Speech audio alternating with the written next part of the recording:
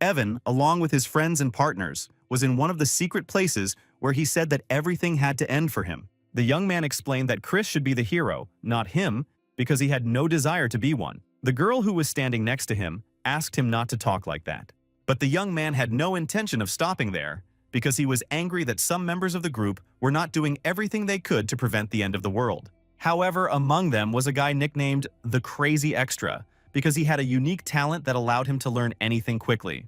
The journey of this blonde-haired boy began when he was only 20 years old and decided to run away from his clan, dreaming of success working on the streets. And so it happened that at that very moment, an era of destruction began, bringing with it the invasion of the Demon King Carnage into a magical system that was not ready for it. Therefore, in the wake of recent events, small posters were hung throughout the town, announcing the recruitment of groups to travel with the hero. And because a Crazy Extra wanted to get rich and famous, he gathered his belongings to join this group and secure a decent future for himself. However, after a few weeks, they failed, and the Demon King got what he wanted. The young man blamed himself and even wanted to turn back time. Returning to the real events, Evan and his companions clearly understood that the world they lived in would come to an end at any moment. Therefore, closing his eyes for the last time, he wished that if he could be born again, he would like to be in a very rich and influential family, because he had suffered enough. The next morning, the boy woke up in a very unusual place and began to examine his hands, then other parts of his body, and then he realized that he had been reborn. As it turned out, the young man found himself in a clan of dark magic, one of the 12 clans that support the magical empire, and judging by the situation, it was 5 years before the era of turmoil. Looking out the window, the young man folded his arms across his chest and said to himself that he thought he had already experienced everything in his past life, but here he had encountered new monsters. After a short pause, the young man looked up at the window and saw his reflection there. He was not happy to see it, because he knew this character. His name was Christian Van Baron Kazar, and he had known him since the days when all the members of the influential families of these lands were discussed at dinner. Although they were not such a grand family, they had a good reputation in the Dark Magic clan, and they were also very rich, and there were no people who did not know them. Because of their activities, they are constantly the talk of the town, and these conversations are sometimes positive and sometimes not so positive. And so everyone knows that there are two sons in the family who are very different from each other, because the older one, whose name is Christian, is a real freak among freaks. This is because the boy is always looking for trouble, and Count Kazar, his father, could no longer tolerate it and disowned him. This led to certain negative consequences, which in turn led to a series of events that took several years to resolve. After all, this young man would eventually be destroyed by his own relatives, and this angered Chris because he just wanted to be reborn into a normal, wealthy family, nothing more. So he began to ask himself a lot of questions in order to understand why this particular place had been chosen and why he had been reborn into this body. Then, the boy approached the door and, clenching his hands into fists, began to bang on the door, talking to himself and demanding to come up with something to do about it. In a matter of seconds, the young man managed to calm down a little and think about the fact that he had woken up in the body of a person with the same name as him in his past life. However, there was another significant drawback. He would die in 2 years, and the fact that he had been eliminated in Count Kazar's house probably meant that this boy was simply worthless. Therefore, Chris came up with the idea that if he behaved quietly and calmly, he might be able to avoid death. After that, the young man said to himself that since he woke up as the son of a wealthy family, he should just take care of himself and enjoy his wealth and respect. But still, the young man couldn't continue his life peacefully because he couldn't stop thinking about the future attack of the Demon King, which would bring about the end of the world. Therefore, Chris decided that if he wanted to survive, he had to stop this apocalypse, but he had to take various factors into account. In particular, the Demon King had very loyal creatures from the magical empire who were ready to carry out any orders, regardless of the consequences. Because of this, in order to win, the boy must become someone much stronger than the Demon King so that he can stand up to him. There is only one way to do this: become the Emperor of Demons, in order to take his place at the top of the magical empire and control everyone. Chris has 5 whole years before the era of destruction begins, and if he succeeds, the entire magical empire will be under his control. Therefore, as soon as his first meeting with his father took place, the older man angrily emphasized that he had ordered him to stay in his room. His father couldn't control his emotions, so he continued to shout loudly, asking how his son dared to show his face after everything he had done. The Lord was irritated by the events he had to go through after everyone saw what his boy had done, so he warned the young man that if it happened again, he would destroy him personally. The young man listened carefully for the first few seconds and said nothing, because the thought flashed through his mind that this Count Khazar had a very frightening aura. But when he had the chance, Christian said that he had come here to apologize for all his past misdeeds. The man couldn't believe his words, but his son continued to say that he sincerely regretted what he had done and promised that it would never happen again.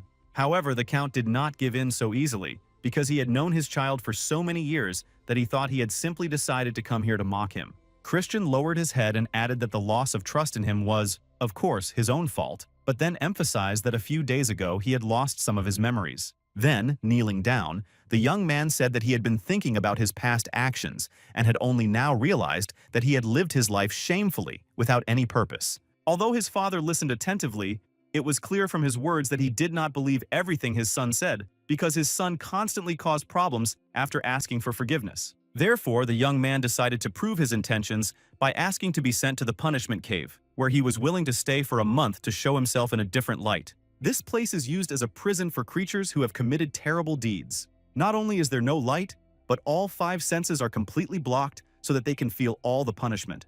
Upon hearing these words, the Count said that he did not believe that Christian would be able to survive in that cave for even half a day, let alone a whole month. The boy said with a serious expression that he understood perfectly well how difficult that place was, but that a month was the minimum necessary for his father to believe him. The man paused for a moment and said that he had heard all these words 1,000 times before, but each time he had left his father deeply disappointed when he did not keep his word. But this time the Count decided to agree one last time, and so he approached his son and emphasized that if nothing changed in a month, he would be expelled from the clan. After these words, the young man realized that if this happened, there would be many people in the world who would hunt him down when they found out that he had lost the support of his family.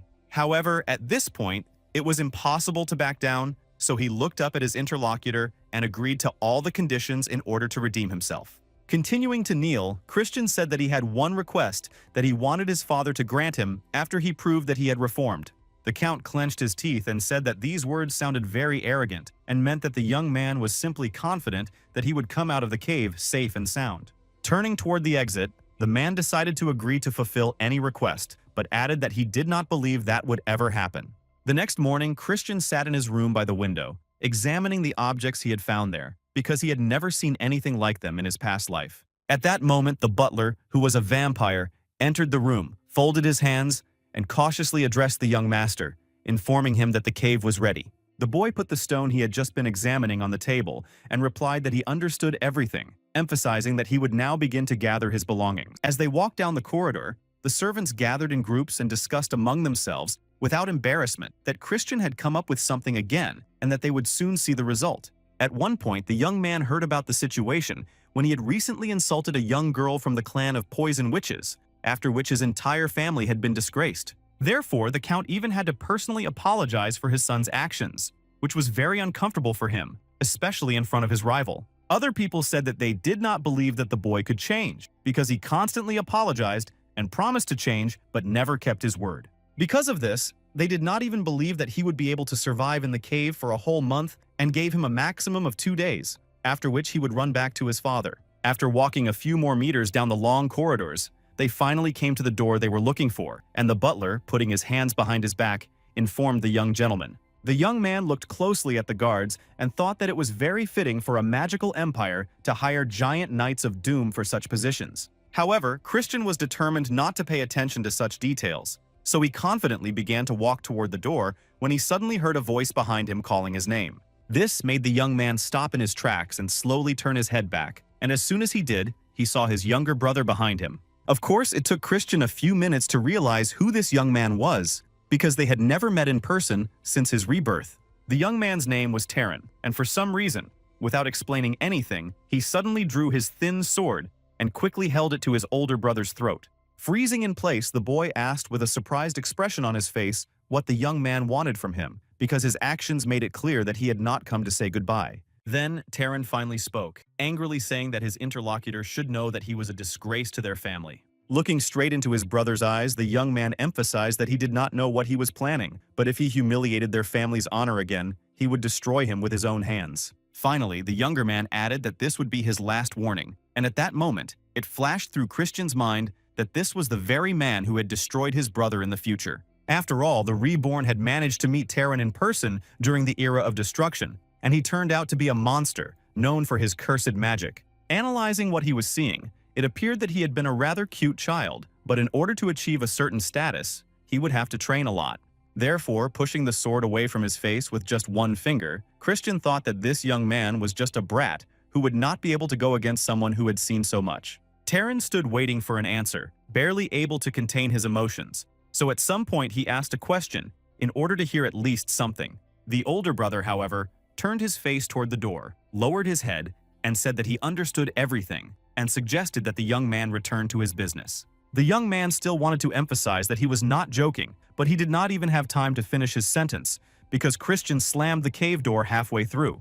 At first, Terence was shocked by such persistence, but then he angrily expressed his opinion about the attitude the young man had shown him during the conversation. By this time, Christian had already taken a few steps into the dark cave, looking around to see if he could make out anything in the darkness. After a few minutes, the young man realized that he could neither see nor hear anything and assumed that this was done on purpose, so that prisoners could feel the objects that would be brought to them. But this was not a problem for the young man, because during his time as a treasure hunter, he had to go through worse difficulties, so he would be able to cope with this. Moreover, he had deliberately wanted to end up in this place, because blocking his five senses would allow him to look deeper into himself in order to understand everything. Without self-knowledge, he will not be able to rebuild his broken body. And after a few minutes of analysis, Christian realizes that this will take a lot of time and effort. However, he knew for sure that he would achieve a good result because he had retained the medical skills he had mastered to a high level from his past life. In addition, he had mastered the art of bone compression, which he had learned while working in the circus. And finally, he had magical stones with various properties that made anything possible.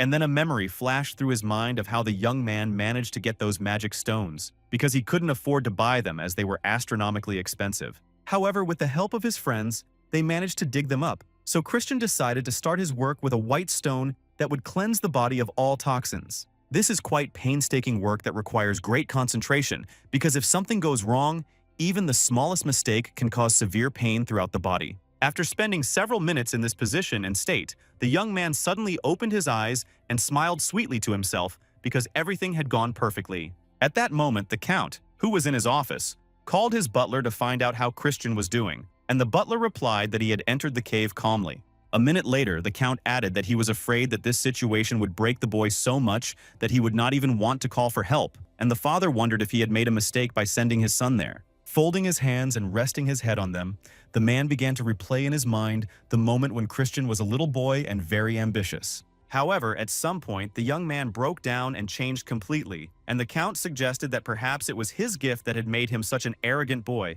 After that, the Count fell silent, and a thought crossed his mind that whatever the reason, he would rather see everything completely destroyed or his son die than live such a miserable life. But a second later, he remembered his last meeting with Christian, who had knelt down and begged him to give him another chance to change. Then his father began to shake his head from side to side to dispel all thoughts, because he did not want to have any expectations of someone who constantly deceived them. So he turned to the butler and asked him if he had noticed anything unusual when the young man entered the cave. The butler was in no hurry to tell him what had happened, and the Count noticed this and insisted that he wanted to hear everything in the smallest detail. The assistant said that the young man had taken some magic stones with him, among which was one that caused hallucinations, and that this could lead to his death. Upon hearing this, the father said that they would not go to help their son. So, exactly 1 month had passed since Christian entered the cave, and the Count came to the door to be the first to meet his child from the so-called prison. While the father stood waiting for the door to open,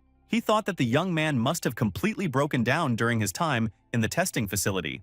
But everything turned out differently than expected, because the boy came out not only safe and sound, but with a joyful smile on his face from meeting his father. The man froze in shock and couldn't say anything for the first few minutes, but Christian looked at him and asked if he was really that surprised. The Count continued to stand silently, but the boy came a little closer and sincerely said that, as he had promised, he had returned a completely different person.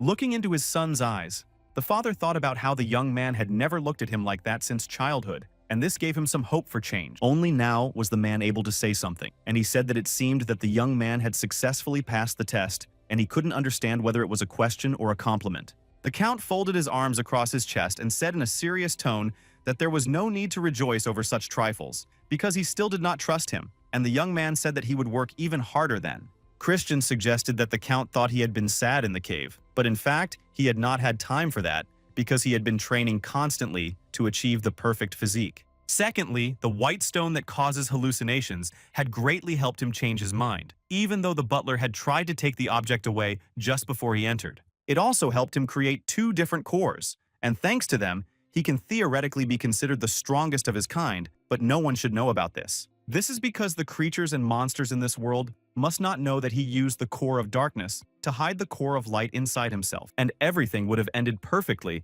if not for one unexpected moment, which forced Christian to think hard for several days about what to do next. This was because his body had returned the Stone of Dreams to him, and this incident caused a delay in the changes, as nothing like this had ever happened before. So he just accepted everything as it was in order to leave this place and return home to his family to show them the changes that had taken place. At this time, Christian was already standing in front of his father and said that since he had kept his promise, he asked permission to announce his request to his interlocutor. The young man asked to use the Black Swamp Knights training grounds, but the Count immediately said that a good-for-nothing like his son had no business there. He explained that these people were one of the 3 orders of knights who supported the clan of dark magic, so the young man should know that only the most elite knights were allowed to demonstrate their skills there. The young man continued to insist that he be given a training ground because he believed that watching the brave knights would have a positive influence on him. After a short pause, he added that he had no desire to join this order, and the Count began to ponder what decision to make.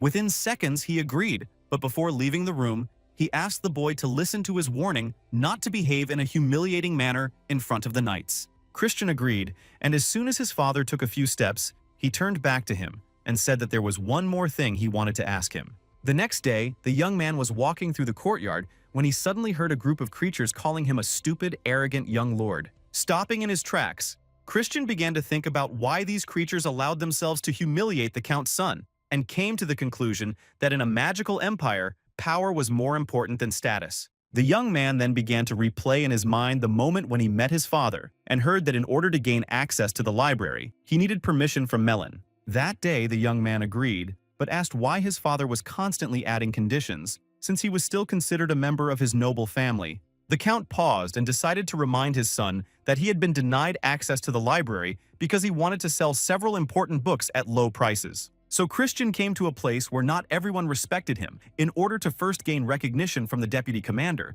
and get closer to the library. Suddenly, the young man's younger brother, Terrence, appeared with his accomplices and said that Christian had no right to be there. The older brother was very unhappy that this young man had appeared before him again, as he did not want to create any conflict on his first day. However, after a few minutes, Christian decided that this situation could be a good opportunity for him to prove how much he had changed. Taran approached his brother, looked him straight in the eye, and told him to get out of there immediately so he wouldn't have to look at him.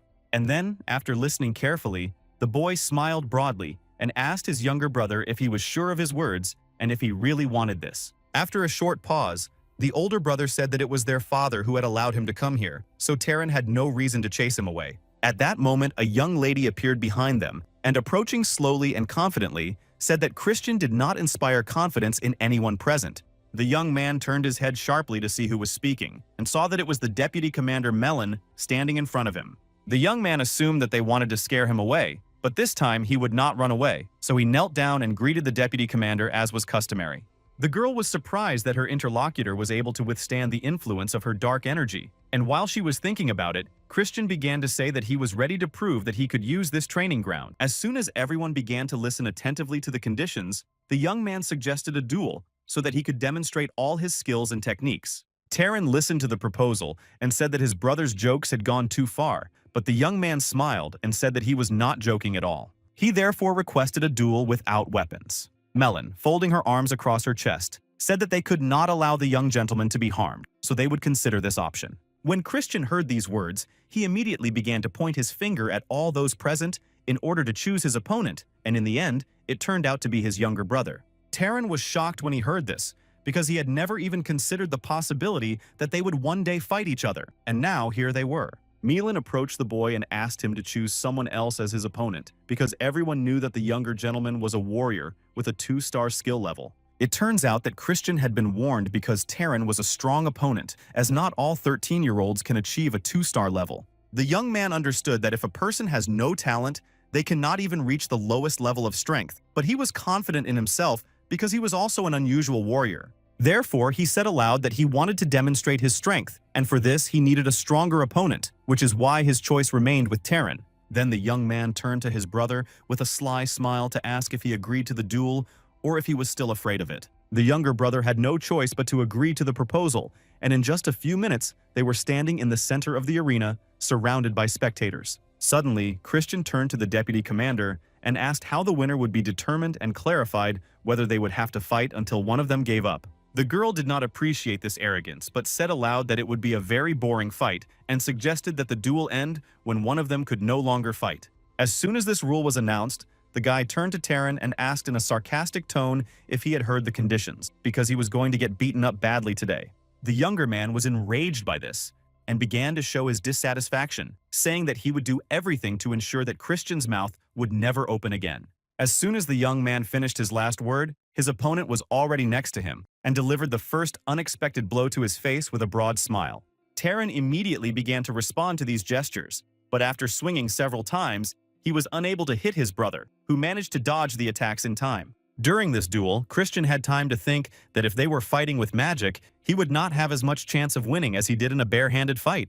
The creatures gathered around the fighting area began to discuss among themselves that they had placed their hopes in another master, but for some reason, he was not performing well. After another missed blow, Taran grabbed his stomach with both hands and bent over to wait for the sharp pain to subside. The older brother did not want to show any emotion, so he asked the young man if he was crying and offered to blow on the spot where he had been hit. Then the younger brother, without raising his head, asked what trick his opponent had managed to pull off, but he wouldn't tell the truth, so he started to wriggle out of it. Then he suggested that Taran admit that he was weak, and the younger boy quietly agreed, but Christian insisted that he say it louder. And at that very moment, it became clear that this was a diversionary trick, because the younger boy quickly moved from his place and wanted to deliver an unexpected blow. However, he did not succeed, because his opponent somehow guessed what he was going to do and managed to dodge in time, thus ruining the plan. And while Taran was already trying to use his dark energy, Christian managed to launch an attack that hit his brother right in the chin and knocked him back. The spectators froze in their seats with their mouths wide open, because they couldn't even imagine that this duel would take such a turn. They began to look for excuses for why Taran had withdrawn his dark magic, and one of the assumptions was that he simply did not want his brother to get hurt. The deputy commander also did not expect the battle to end this way, so everyone's reaction was to come to their senses. While the victim lay on the ground, Christian turned to the creatures and asked them what they thought of the fight and whether it was enough to prove his qualifications. Melina folded her arms across her chest, came closer, and replied that it would be enough. As soon as the young man heard this, he thanked her joyfully and sincerely. For a few seconds, a slight smile appeared on his face, and the thought crossed his mind that everything had turned out exactly as he had planned. Moving to his room, the young man practiced dark energy because he still hadn't been able to master it, so this training was taking longer than he had expected. So he rang a small bell and began to ring it, thinking that he needed to raise his level to improve his skills. In a matter of seconds, his personal maid, whose name was Marie, appeared next to him, and looking at the young man, asked if he had called her. The new Christian did not like this assistant, so he promised himself that he would replace her later, because she was an evil spirit with a high level of development. But now he decided to take advantage of her services, so he asked her to prepare strawberry juice for him before he went to training. However, the young lady was surprised by the fact that her master's taste had changed, so she came closer and reminded him that juice with the taste of blood was much tastier. Nevertheless, he insisted that he wanted strawberry juice, and as soon as he got it, he gathered the necessary things and set off. Suddenly, the butler approached him from behind and expressed his concern that the young man was going to training so early and constantly overworking himself. Seeing the dissatisfaction in Christian's eyes, the man said that he was very happy for him and that he was one of those who believed in him even when the rest did not. However, this time the boy's reaction was quite sharp, and he angrily said that no one forced the butler to believe in him because he was a nobody in this place. The butler bowed fearfully, apologized for speaking incorrectly, and then simply wished him a good workout. He quickly turned around and started walking back the way he came, while the young man remained where he was, thinking that there was something quite strange about this man. However, this time he did not want to waste his time on it, so when he came to the training ground, the young man noticed that his colleagues' glances had already changed. This was because after the duel, they realized that he was also worth something, so when their attention weakened, he had to gradually win them over. At that moment, one of the assistants entered the deputy commander's tent and reported that Christian had reappeared on the training ground. Hearing this news, the girl folded her arms across her chest, leaned back in her chair, and began to think about what this guy was trying to do. In her opinion, the duel seemed rather strange because Taran's movements were simply amazing, but in the end, it did not end in his favor. Therefore, the young lady did not yet understand how an ordinary bastard managed to win a normal battle if he had lost his dark energy due to his dissolute lifestyle. After sitting for a few minutes in thought, the deputy commander was unable to come to a single conclusion that would be logical and correct. At one point, loud noises and voices were heard on the street, so the girl went outside to see what was happening with her own eyes. As soon as she stepped outside, she was told that young Mr. Christian had gotten into a minor conflict with a man who was carrying weapons around the square. None of those present fully understood what had happened, but they began to discuss among themselves what level Kenan, who was lying on the ground, had. As soon as the majority confirmed that his level was 1 star, Melon was shocked that this newcomer had also reached this level. When Christian saw that everyone was looking at him, he explained that he wanted to experience for himself how the great knights of the Black Swamp behaved. After a short pause, the young man added that it seemed they were not living up to their reputation and asked if no one else wanted to step forward. Suddenly, a huge opponent emerged from the crowd. With a serious expression on his face, he first introduced himself as Thorin and then said he was ready for battle. Christian smiled with satisfaction, realizing that these creatures had fallen into his trap and invited his enemy to attack first. While waiting for the battle, the young man thought about how he had not expected them to so obediently learn the secret techniques of some arrogant freak. Therefore, if this was indeed the case, he had no choice but to steal it in such a way that no one would even suspect a thing. After a few minutes of battle, the young man analyzed several of his opponent's movements and came to the conclusion that this was the same fencing in mud that he had only heard about from rumors. After memorizing a few moves, he immediately decided to use them against the one who had shown them to him in order to see if they really worked. And after just a few blows, his opponent was lying on the ground, and he approached him, carefully positioned himself on his back with a smile on his face. Everyone who watched this battle was simply shocked by how it ended, and everyone began to wonder how Christian managed to reach the level of a star. When the winner saw that everyone was looking at him, he said that his faith in knights had been destroyed forever because they did not live up to their reputation. Melina, who had managed to control her emotions, turned to the winner and said that she understood that he was happy with the outcome of the battle. She then asked if he was not getting too carried away by what had happened. Christian slowly got to his feet and offered to show the young lady what she was really capable of. However, he didn't even have time to finish his last sentence, because the deputy commander abruptly snatched the sword from his assistant's hands in order to join the battle. After that, she drew a line with her weapon and then called Christian a freak and emphasized that she would destroy him in a matter of seconds. However, the young man was in no hurry to engage in combat until he had discussed all the details, as they had to fight on equal terms. After listening carefully to everything the young man said, the girl, with a sly smile on her face, angrily announced that she would break all of the arrogant man's legs. Hearing such threats, he looked at his limbs and agreed to put his legs on the line, then asked what part of her body she was willing to sacrifice. Melina, already starting to move towards Christian, said that she didn't care because she was 100% sure that the young man would not leave today. And in a few minutes, they collided in the first attack, which was intended to show what forces would be involved in the fight between them. The creatures watching the battle were surprised that the young man was holding out for so long, considering that he was fighting the deputy commander himself. During the attack, the girl wondered why her attacks were not reaching her opponent, because that was why he was still standing so confidently. So she began to quickly replay in her mind situations where she had seen how the young man behaved during battles in order to understand where his strength lay. The young man understood from his opponent's expression that something was bothering her, so he smiled and pointed out that things were probably not going according to her plan.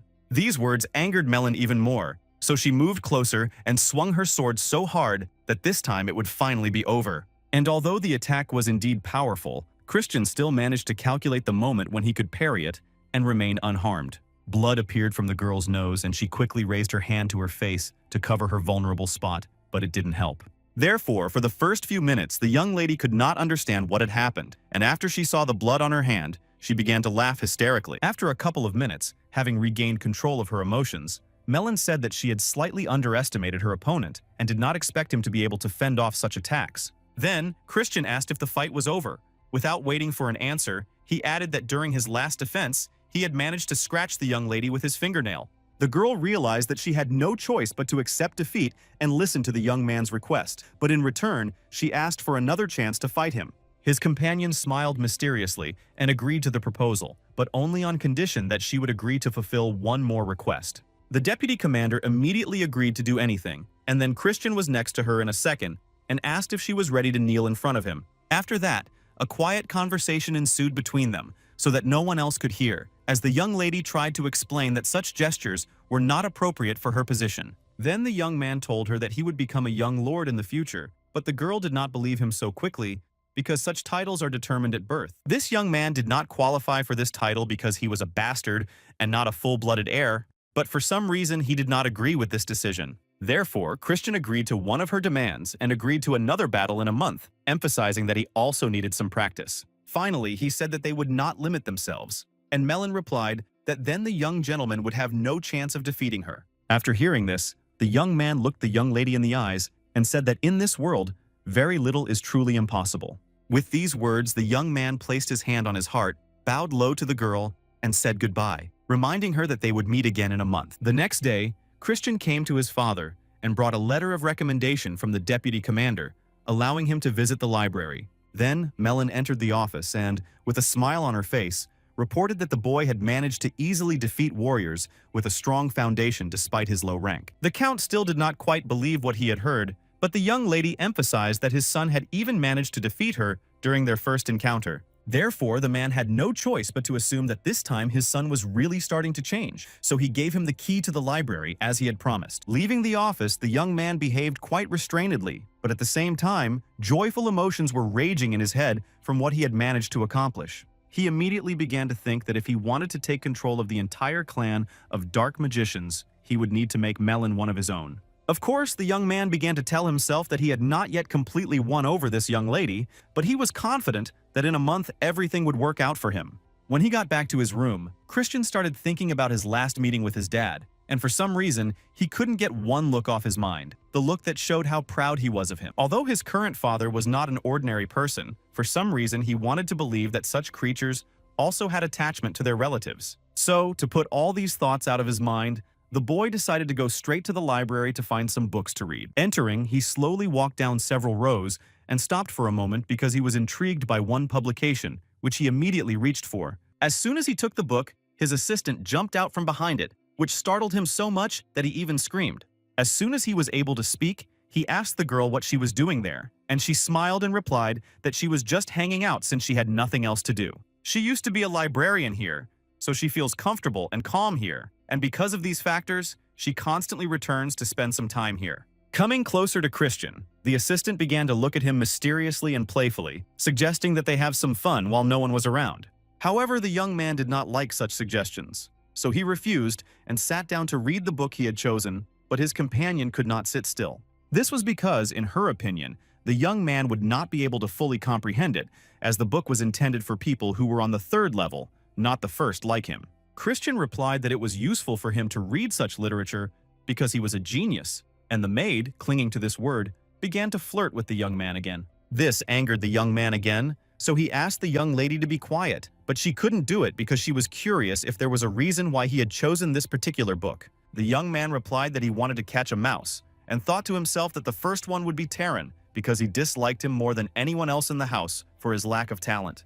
Christian considered the butler to be the second mouse, and although he was not a member of the clan, he had free access to the cave where punishments took place. During his morning training, the boy wondered who would want to see him and in what condition after he had spent a month in the cave where changes were supposed to take place. Suddenly, the boy stopped abruptly and suggested that perhaps he should start behaving like a real bastard, and then whoever was happy about it would turn out to be a traitor. Stopping abruptly, the young man began to scratch his head, saying that it was all very complicated. Turning away, he said goodbye to his colleagues and left the grounds. That same day, during lunch, Christian began to behave terribly, and the first to suffer was the maid who served him his meal, as if he didn't like something about it. He threw the food on the table and then turned to the kitchen worker and angrily told her not to stand there, but to bring a new dish instead. The count, who was present during this situation, said that he had made a mistake in thinking that his eldest son had grown up. As soon as he said these words, he got up from the table without finishing his lunch and started walking towards the exit. Christian just silently watched his father leave. He felt a little awkward because he had caused his father to be so disappointed, but he knew that this situation would benefit their respectable family. So from that day on, the boy did his best to spread rumors that he was the same as before, and to this end, he mocked the maid and threw money around. At every meal, the young man sat with a glass filled with a strong drink brought to him by his personal assistant, who could not guess his taste. But in reality, Christian did not like the fact that she made the drink non-alcoholic before serving it, explaining that he was still a minor. The young woman emphasized that she would always remain with her master, even if he decided to behave like a real scoundrel towards everyone again. The young man explained that he was just looking for a mole in their family and demonstrated how he managed to change the binding spell that could be used at a low level. Seeing the surprise on his assistant's face, Christian began to explain that he had not been fooling around, but had been working hard to learn new spells. The girl was surprised by this news, so she shyly called the boy a true genius who could really bring his ideas to life. At that moment, an angry Taran burst into the room, and his older brother decided that he needed to pretend to be drunk, so he greeted the visitor with a laugh. The younger brother looked at his brother angrily and asked him if that was all he was capable of, because he thought that changes had taken place. In those few minutes, Christian realized that his interlocutor was genuinely angry, so he could cross him off his list and therefore informed him of his suspicions. Getting to his feet, the young man approached the guest and said that someone wanted to see him destroyed, so he was ready to dance to this person's tune for a while longer. Taran listened to this explanation and, surprised, clarified that all this behavior was just a trick, and his older brother let him smell the drink, which was non-alcoholic. After a short pause, the younger brother thought about everything he had heard, and having calmed down a little, asked who the mouse was. Christian immediately replied that it was difficult to say who it was at the moment, but that the person would eventually take the bait.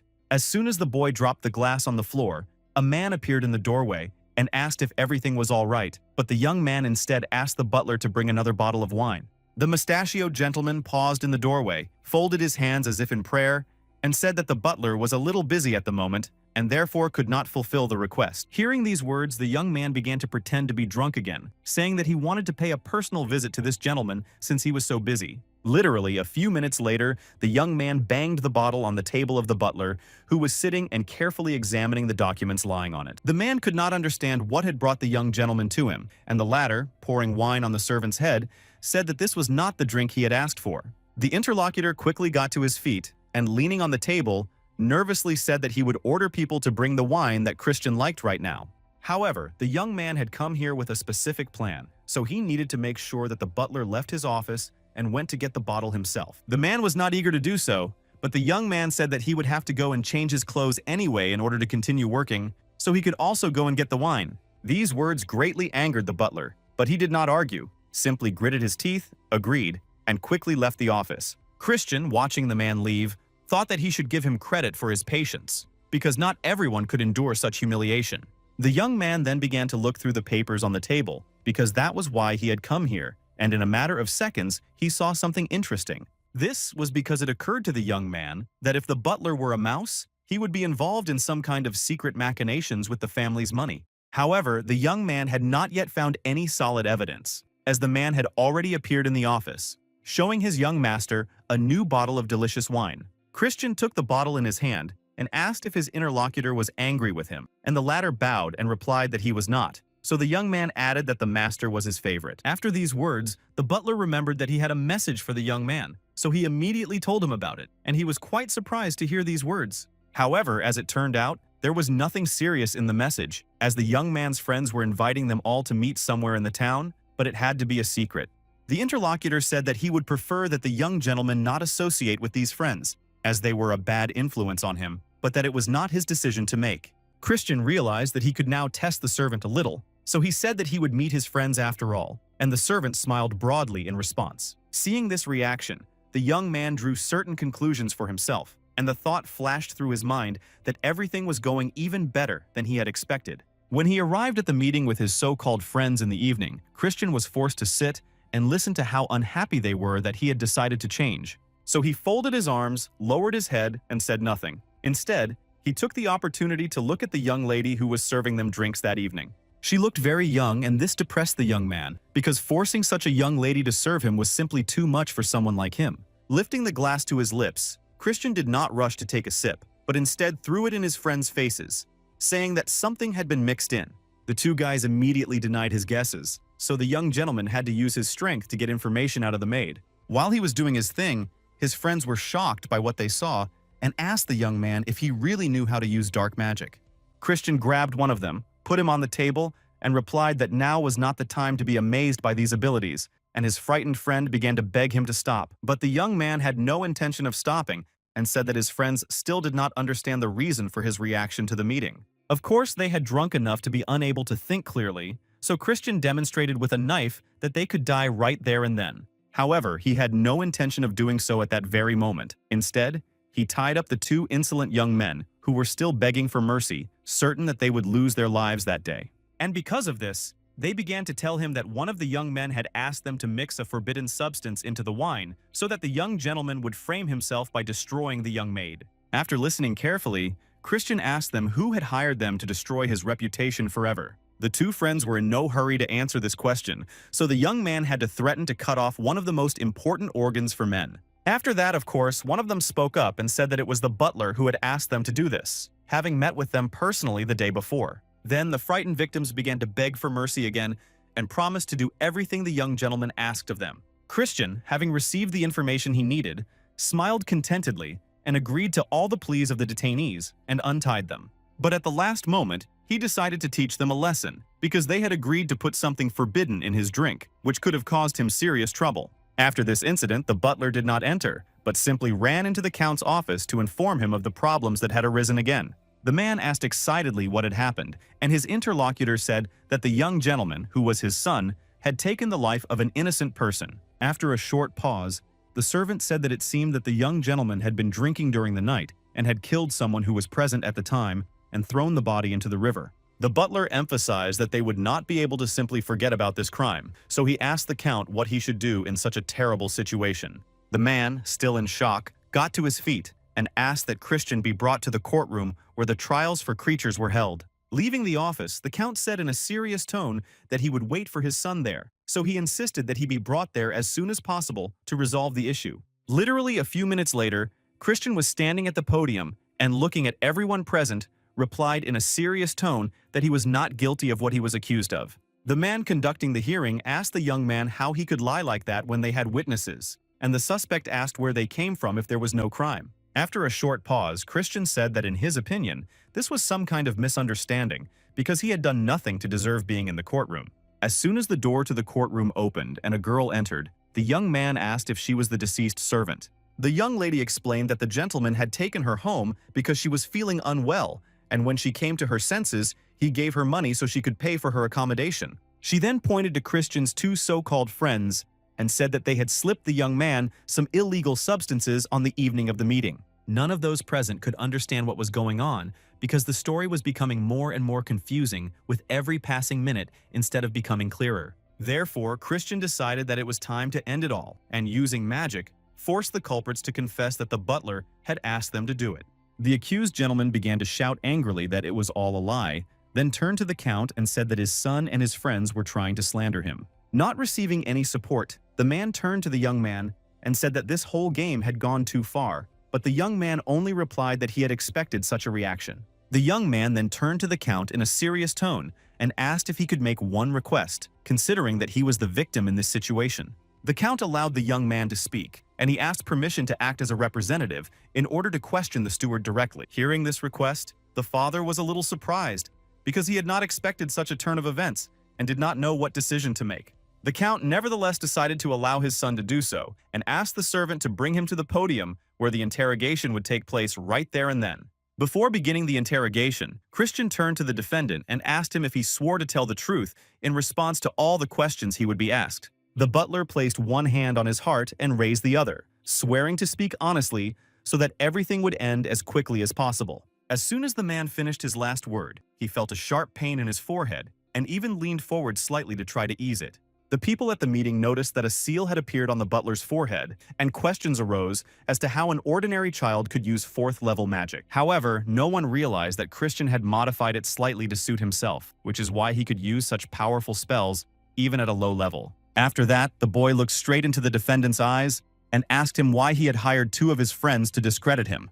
The interlocutor was in no hurry to answer, But after a slight recurring pain in his head, he finally said that it was not his decision and that he had simply received orders. Calming down a little, the butler began to explain that the man knew all his secrets and had threatened him, demanding that he destroy the young master. The young man found an interesting phrase in this statement and decided to clarify whether by secret affairs the gentleman meant the embezzlement of family funds, which he had been doing for many years. The defendant just shook his head, after which Christian moved on to the main question in order to find out who exactly had given the order to destroy him. At first, the butler did not want to answer, but after magic was used against him, he finally said that Sir Eshid had personally ordered him to do everything. Everyone present froze in shock, because the person who had ordered the murder was the second son of the clan of dark sorcerers, who had always wanted to be above everyone else. As soon as the defendant answered, he looked around in fear and said that the man would kill him for this, so he needed to hide immediately. However, he had no chance of escape,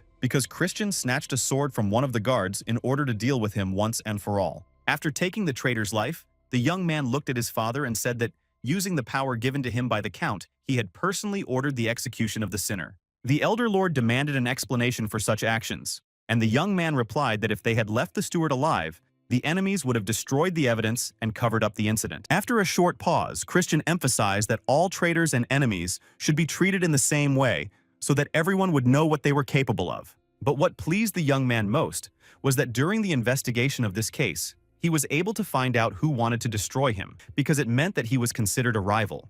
His father realized that their conversation should continue at this point, so he created a portal and asked his son to follow him. As soon as they were alone, the young man asked where they were, and the Count replied that it was a secret place for practicing dark magic. After that, the man asked Christian if he really thought that Eshid would create even more problems as a result of the conflict over the future throne. The father went on to explain that the power and authority of the family directly depended on the person they supported, so the boy's decision was correct, but a little hasty. Therefore, in the current situation, they would need to support the first young lady, as the first young lord was not an option because he was a crazy young man. After listening carefully to his father, Christian said that he had another option in mind, and then happily announced that he wanted to become the heir. This angered the Count because it seemed more like nonsense, since the successor could be someone from a branch of the family if he had the necessary abilities. The young man emphasized that this was a rule on paper, and that no one followed it now, so he would try to make up for lost time and needed his father's help. The young man said that his father should use his authority to recommend him so that he could take part in the sacred dark ritual in 2 months. The Count clarified that to participate in the ritual, one must have 2 stars of power, and the young man assured him that he would do everything he could to achieve this in 2 months. A week had passed since their conversation, and the servants had already begun to discuss among themselves how Christian had completely changed and that his father was personally training him. Everyone was curious to see how long the young man would keep up this pace, but so far, he was doing well and trying hard because he knew what he was working for. The master was surprised at how quickly his son was learning the techniques he was teaching him, and this made him happy for his child's success. And then a certain conflict arose in the Lord's mind. Should he really keep Christian away from something that belonged entirely to him? The young man continued his training, unaware of what his coach was thinking, because he was completely focused on the task at hand. As soon as Christian managed to cut the mushroom using fencing, his father said that it would be more difficult with a human mushroom because its leg was harder. The boy began to explain and demonstrate that he had not simply used a fencing technique, but had enveloped his weapon in the energy of the black scythe. The Count was shocked that his son could do such a thing, and he said aloud that using 2 techniques at the same time would slow down the use of curses. The young man smiled sweetly and replied that he was quite good at it, but there was only one drawback. It was a little awkward, but it was still usable. 15 days had passed since the conversation between the Count and Christian, and the young man was now lying on the ground, panting because running was very difficult for him. But he didn't want to skip this training, because endurance was the key to increasing his strength. And while the young man was thinking about this, someone approached him. Looking up, the young man saw Melon in front of him, who reminded him that their duel was about to take place and that she was already waiting for him. Sitting down on the ground, Christian replied that he remembered everything and was doing everything he could to live up to the girl's expectations, but she reminded him that he still only had 1 star. Standing up, the young man said that he understood that things might not go according to plan during the duel, but even if that happened, he would still learn something during the battle. Turning away, his companion smiled loudly and said that she hoped the young man would exceed his capabilities and not disappoint her. Looking after Melon, the young man thought to himself that she was at least a 4th level star, and that it would be difficult for him to fight her in a duel. However, this did not scare Christian. On the contrary, he felt more motivated to continue his training, even though he did not really want to. Returning home and resting a little, the young man turned to his personal assistant, Marie, and asked if she had finished packing his bag for the walk. The girl smiled and said that it would be their first walk together, so she had taken special care with her outfit to impress her master. Hearing these words, the young man was not thrilled with the idea, but the young lady somehow thought that he was just starting to worry that she might get heat stroke. So she smiled and said that he didn't need to worry about her, but Christian became curious about how exactly an evil spirit could get heat stroke. Once the young man asked his father if he could replace his servant with a human, and his father replied that this was not possible because he had signed a contract with Marie. Then, the young man angrily asked how he could break the contract because the young lady who was always with him was starting to annoy him. The count came closer and said that this could only be done by sharing a sincere kiss with Marie. And finally, his father reminded him that he had signed this agreement while he was very drunk. Because of this, Christian still tolerated the presence of his assistant and told her that she could not go with him because there would be many people where he was going. The young woman was upset and began to cry, explaining that she had been at the estate for many years and was really looking forward to the upcoming excursion. These words made the young man freeze in place with his mouth wide open, and he began to think about what to do in the situation that was unfolding. After a few minutes of thinking, he allowed Marie to go with him, but first asked her to try not to be near other people. The young lady simply exploded with joy at the news and began to call her young master affectionate names, showering him with compliments. As they descended the stairs, the assistant asked where they were going, and the young man told her that it was a place where he could make some money. Suddenly, the girl began to show that her master already had a lot of money, but he angrily asked her to put it back and added that it was not enough for his plans. Marie couldn't understand what her companion was talking about, so she tried to guess by going over various options until they reached the carriage, but nothing seemed right.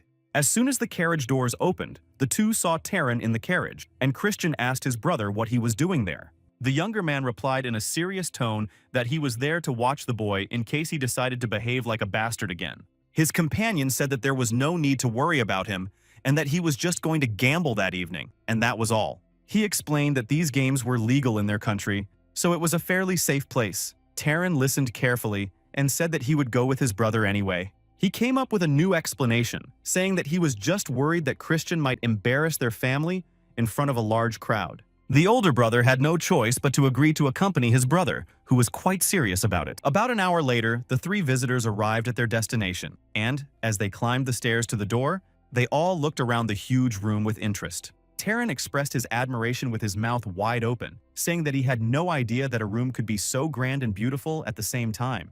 The older brother told the boy to stop looking like a country bumpkin and suggested that he put on a mask to hide his identity. The maid had slightly different conditions. She had to hide so that ordinary people couldn't see her. And finally, the young man whispered another request in the girl's ear. After that, she quickly disappeared into thin air, and Terence asked where she had gone. Christian replied that there was no need to worry about her, and suggested they go inside. As soon as the two brothers began to walk through the large hall, some people turned their attention to them, but there were also those who, apart from the game, saw no one else around them. Suddenly, they stopped, and Christian suggested that his brother make a bet on who could earn more money in an hour, and if the younger brother won, the older brother would show him respect. But if Terence lost, he would have to call his older brother His Majesty, the noble emperor, the brother who has no equal.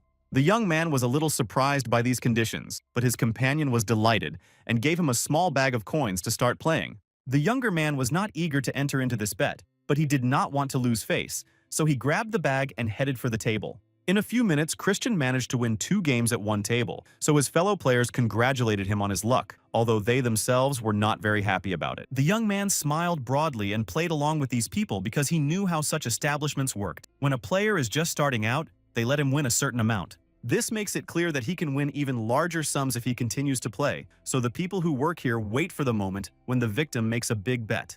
And at that moment, the winner loses and loses a large amount of money. So Christian understood well how everything worked here and did not fall for these tricks. But his younger brother didn't know all these nuances, so he fell into the trap, and this made him so angry that he just started yelling at the whole room.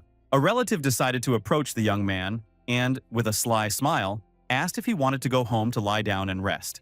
Taran listened to this suggestion and instead asked if his older brother really didn't lose any money in these games, and he replied that he did, but only small amounts. After hearing this, Christian looked around and noticed that many of those present had written Taran off as a loser, so he figured that some crook would soon try to cheat him. The young man decided not to continue the conversation with his brother. Instead, he took more money from him and said that he wanted to try playing a little more. This suited the young man because he wanted his younger brother to lose a lot of money and become bait for someone who would try to take advantage of him. Suddenly, Christian's personal maid appeared and told him that she had managed to find the people he had mentioned at the beginning. So they both went to the right place. And as soon as Marie opened the door to the room, everyone present became alert and began to look at those who had come to them.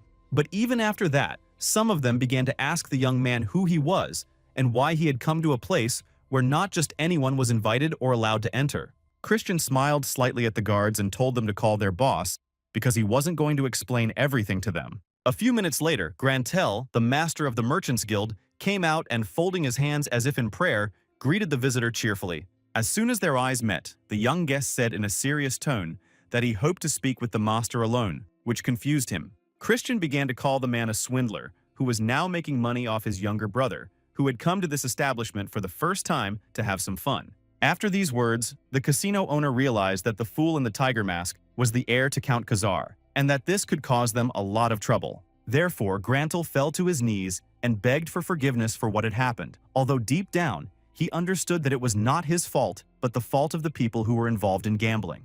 In order to atone for his guilt before such a noble family, the owner of the establishment said that he was ready to pay compensation and asked how much they wanted to receive. Christian named the sum of 200,000, but that was not the end of it, because he said that he had one more wish that his interlocutor had to fulfill. As it turned out, the young man wanted to use the money to buy a weapon for himself, and not just any sword, but a sacred one for which the previous owner had given his soul. Marie, continuing to accompany her master, said that she had heard that many creatures wanted to take this sword for themselves because it was a very powerful weapon. The young man was tired of listening to all these stories, so he closed his eyes, took a deep breath, and told his assistant to be quiet because he already knew everything. After that, he turned to face her and gave her a small piece of jewelry, saying that she had been looking at it a lot, so he decided to give it to her as a gift. It turned out that the item was indeed very valuable to the young lady, and she was surprised that Christian had decided to return it at that very moment. Still in a pleasant state of shock, Marie sincerely thanked him for the gift and said that she had never felt anything like this in her entire life.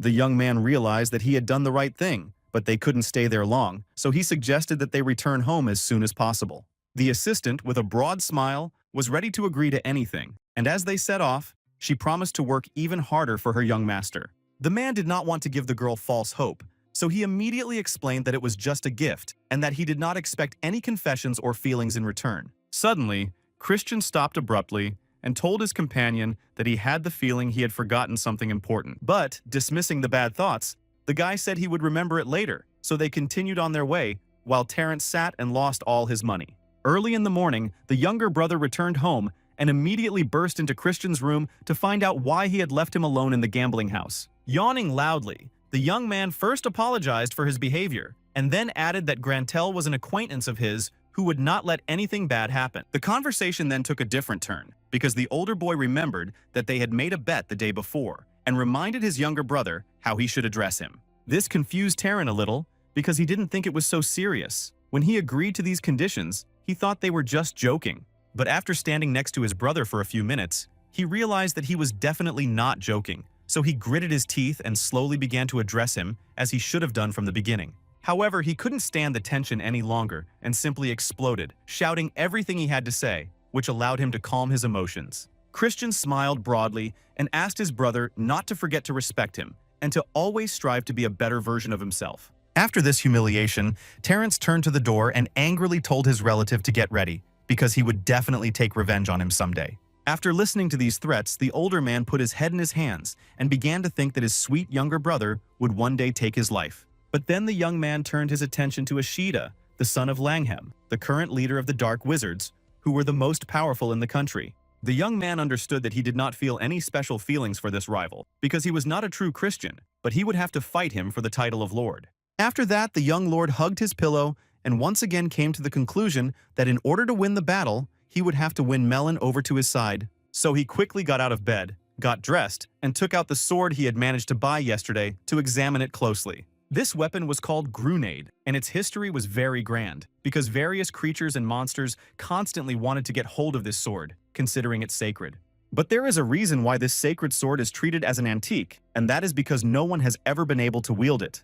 Because of this, the young man wanted to see how it would react to him, and as soon as Christian touched the sword with his bare hands, it struck him with electricity through a sensation of dark energy. However, this did not stop the young man, and he decided to find out what exactly made this weapon react to dark magic, but at first he was unsuccessful. But he was unable to finish because his father called him to a meeting, and as soon as the young man arrived, his father asked him if he had finished his training. Christian replied somewhat confusedly that everything was ready, but at the same time he became curious about the guest standing next to the count. The figure seemed very familiar to him from behind, but he had some doubts, which quickly disappeared when the young lady turned to face him. It turned out that she was a lady named Marion, the commander of the Black Shadow Knights, and with a serious expression on her face, she greeted her nephew. During a moment's pause, Christian ran through the information he knew about his aunt in his head, and it turned out that she was protecting the clan leader while also being responsible for secret missions and investigations within the clan. Therefore, Marion was an elite figure in their region, and because of this, the young man did not hesitate to ask why such an important figure had come to visit them. His father replied that his sister had come to them because of a case involving the butler that they had been considering just a few weeks ago at a court hearing.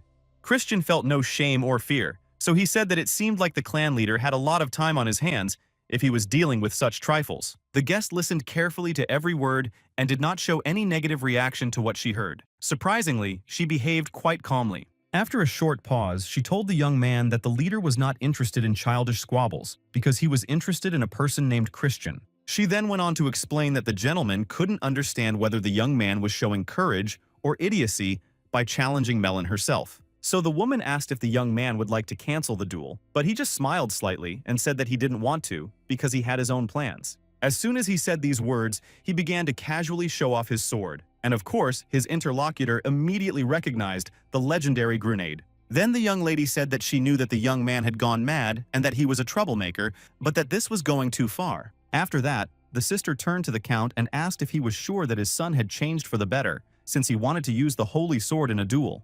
The man did not know how to respond, so Christian asked why he could not use it, since he needed to win at any cost. His interlocutor did not argue with this, but emphasized that even the clan leader could not master this sword, so its sacred power would burn the young man to ashes. The young man decided to prove that he was ready to use this sword for his own purposes, even though it did not harm him in any way. He then threw the sword to his aunt so that she could try to hold it, but of course it caused her considerable pain, and she was forced to throw it away. The nephew approached the weapon, carefully picked it up, and said that he was very sorry that he could not tell them how he had managed to master this sword. However, with a broad smile on his face, he said that his relatives could be sure that he had succeeded because he was a genius. At that very moment, a voice familiar to everyone rang out in the room, and they all froze in their places because they knew what was about to happen. It turned out that it was Melon who had created a portal for herself to quickly move to this place and also take part in such an important conversation. The girl was not at all frightened by the fact that her so-called rival had managed to tame the sacred sword, because she was confident in her strength and in her ability to destroy him. Therefore, as soon as she mentioned that she had some news, she immediately gathered momentum to begin the duel that was to take place today between her and Christian. After repelling the first attack, the boy thought that he had expected the fight without any restrictions to be difficult because his opponent's strength and speed had increased. He clearly understood that he could not close the gap between their strengths, but at the same time, he would give his all using his new weapon. Because of this, he held on and did not fall in the first few minutes, because he understood that he could not afford to show any weakness.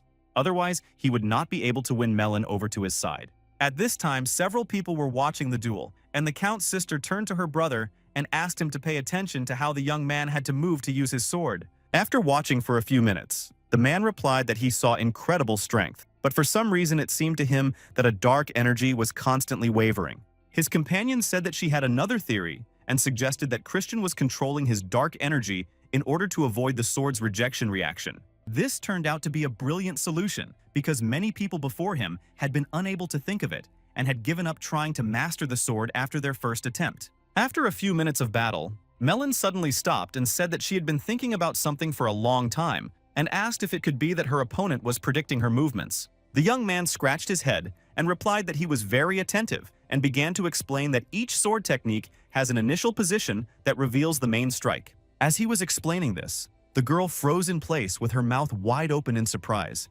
because she couldn't even imagine that a beginner would know such a thing. So, she decided to use her dark energy, because that way, Christian wouldn't be able to understand what she was going to do next in the fight. Seeing the confusion on the boy's face, the young lady smiled with satisfaction, because she realized that her actions were now moving in the right direction.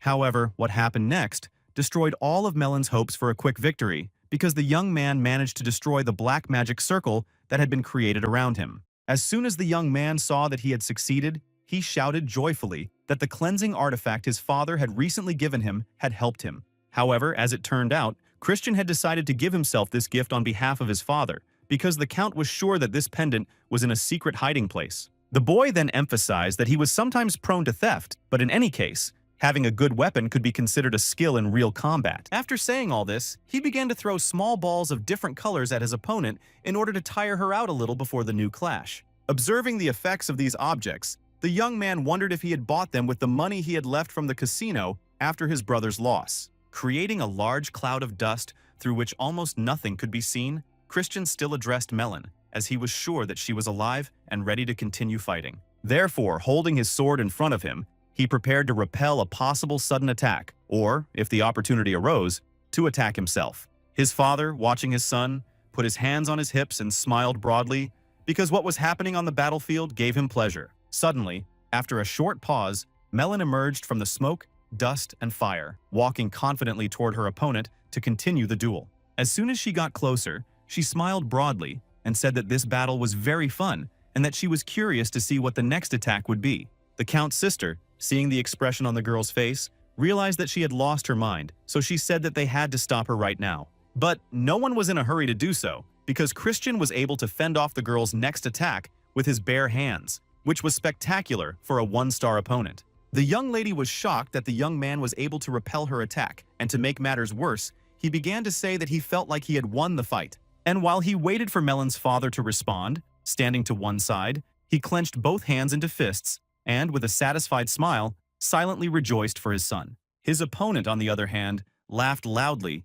replying that she simply could not calm down after hearing Christian's last question. Then the boy asked her to answer his previous question because, even though he had won, he understood that loyalty was not something that could be obtained by force. After a short pause, Melon calmed down and asked a counter question to find out if he would fight her in the future if she agreed to his proposal. The young man replied with a smile on his face that he was ready to do so many times, and after that answer, they shook hands as a sign of cooperation. At that moment, the woman was thinking about how the sacred sword had come into their family many years ago, and how she had been unable to even touch it. But no one had ever been able to master this weapon because the leader could only hold the sword for a few seconds due to the constantly changing waves of dark energy.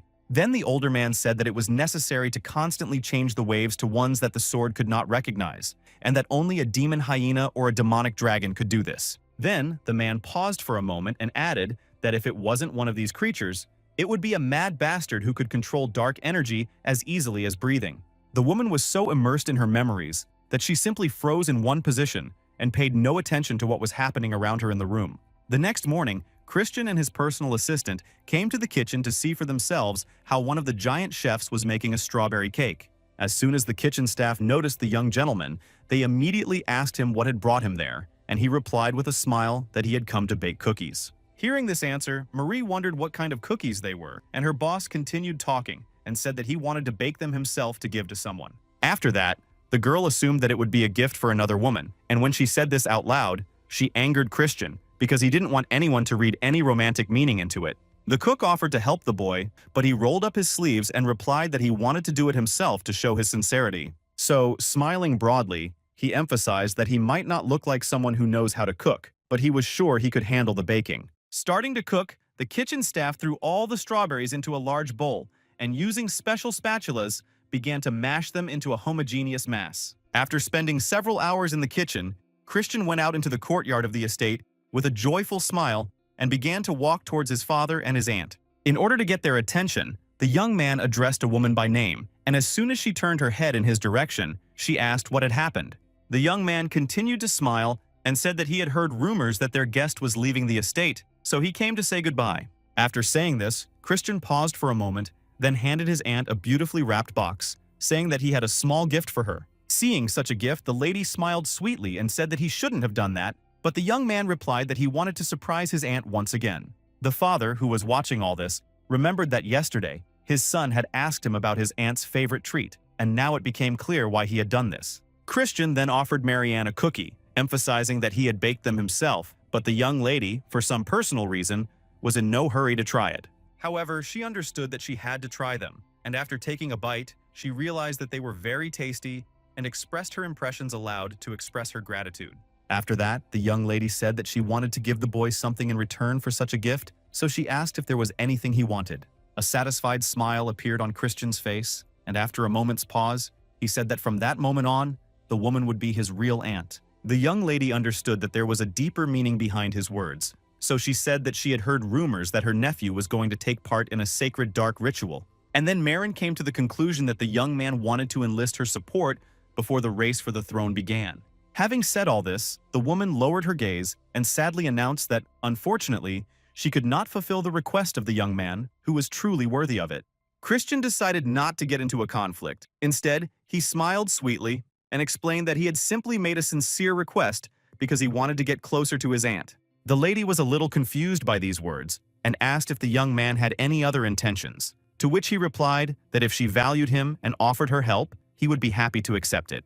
The woman picked up another cookie, took a bite, and said that she was ready to cherish her nephew even more than she had before. These words greatly pleased him, and he did not hide his joy, for a broad smile could be seen on his face from the fact that everything was going according to his plan.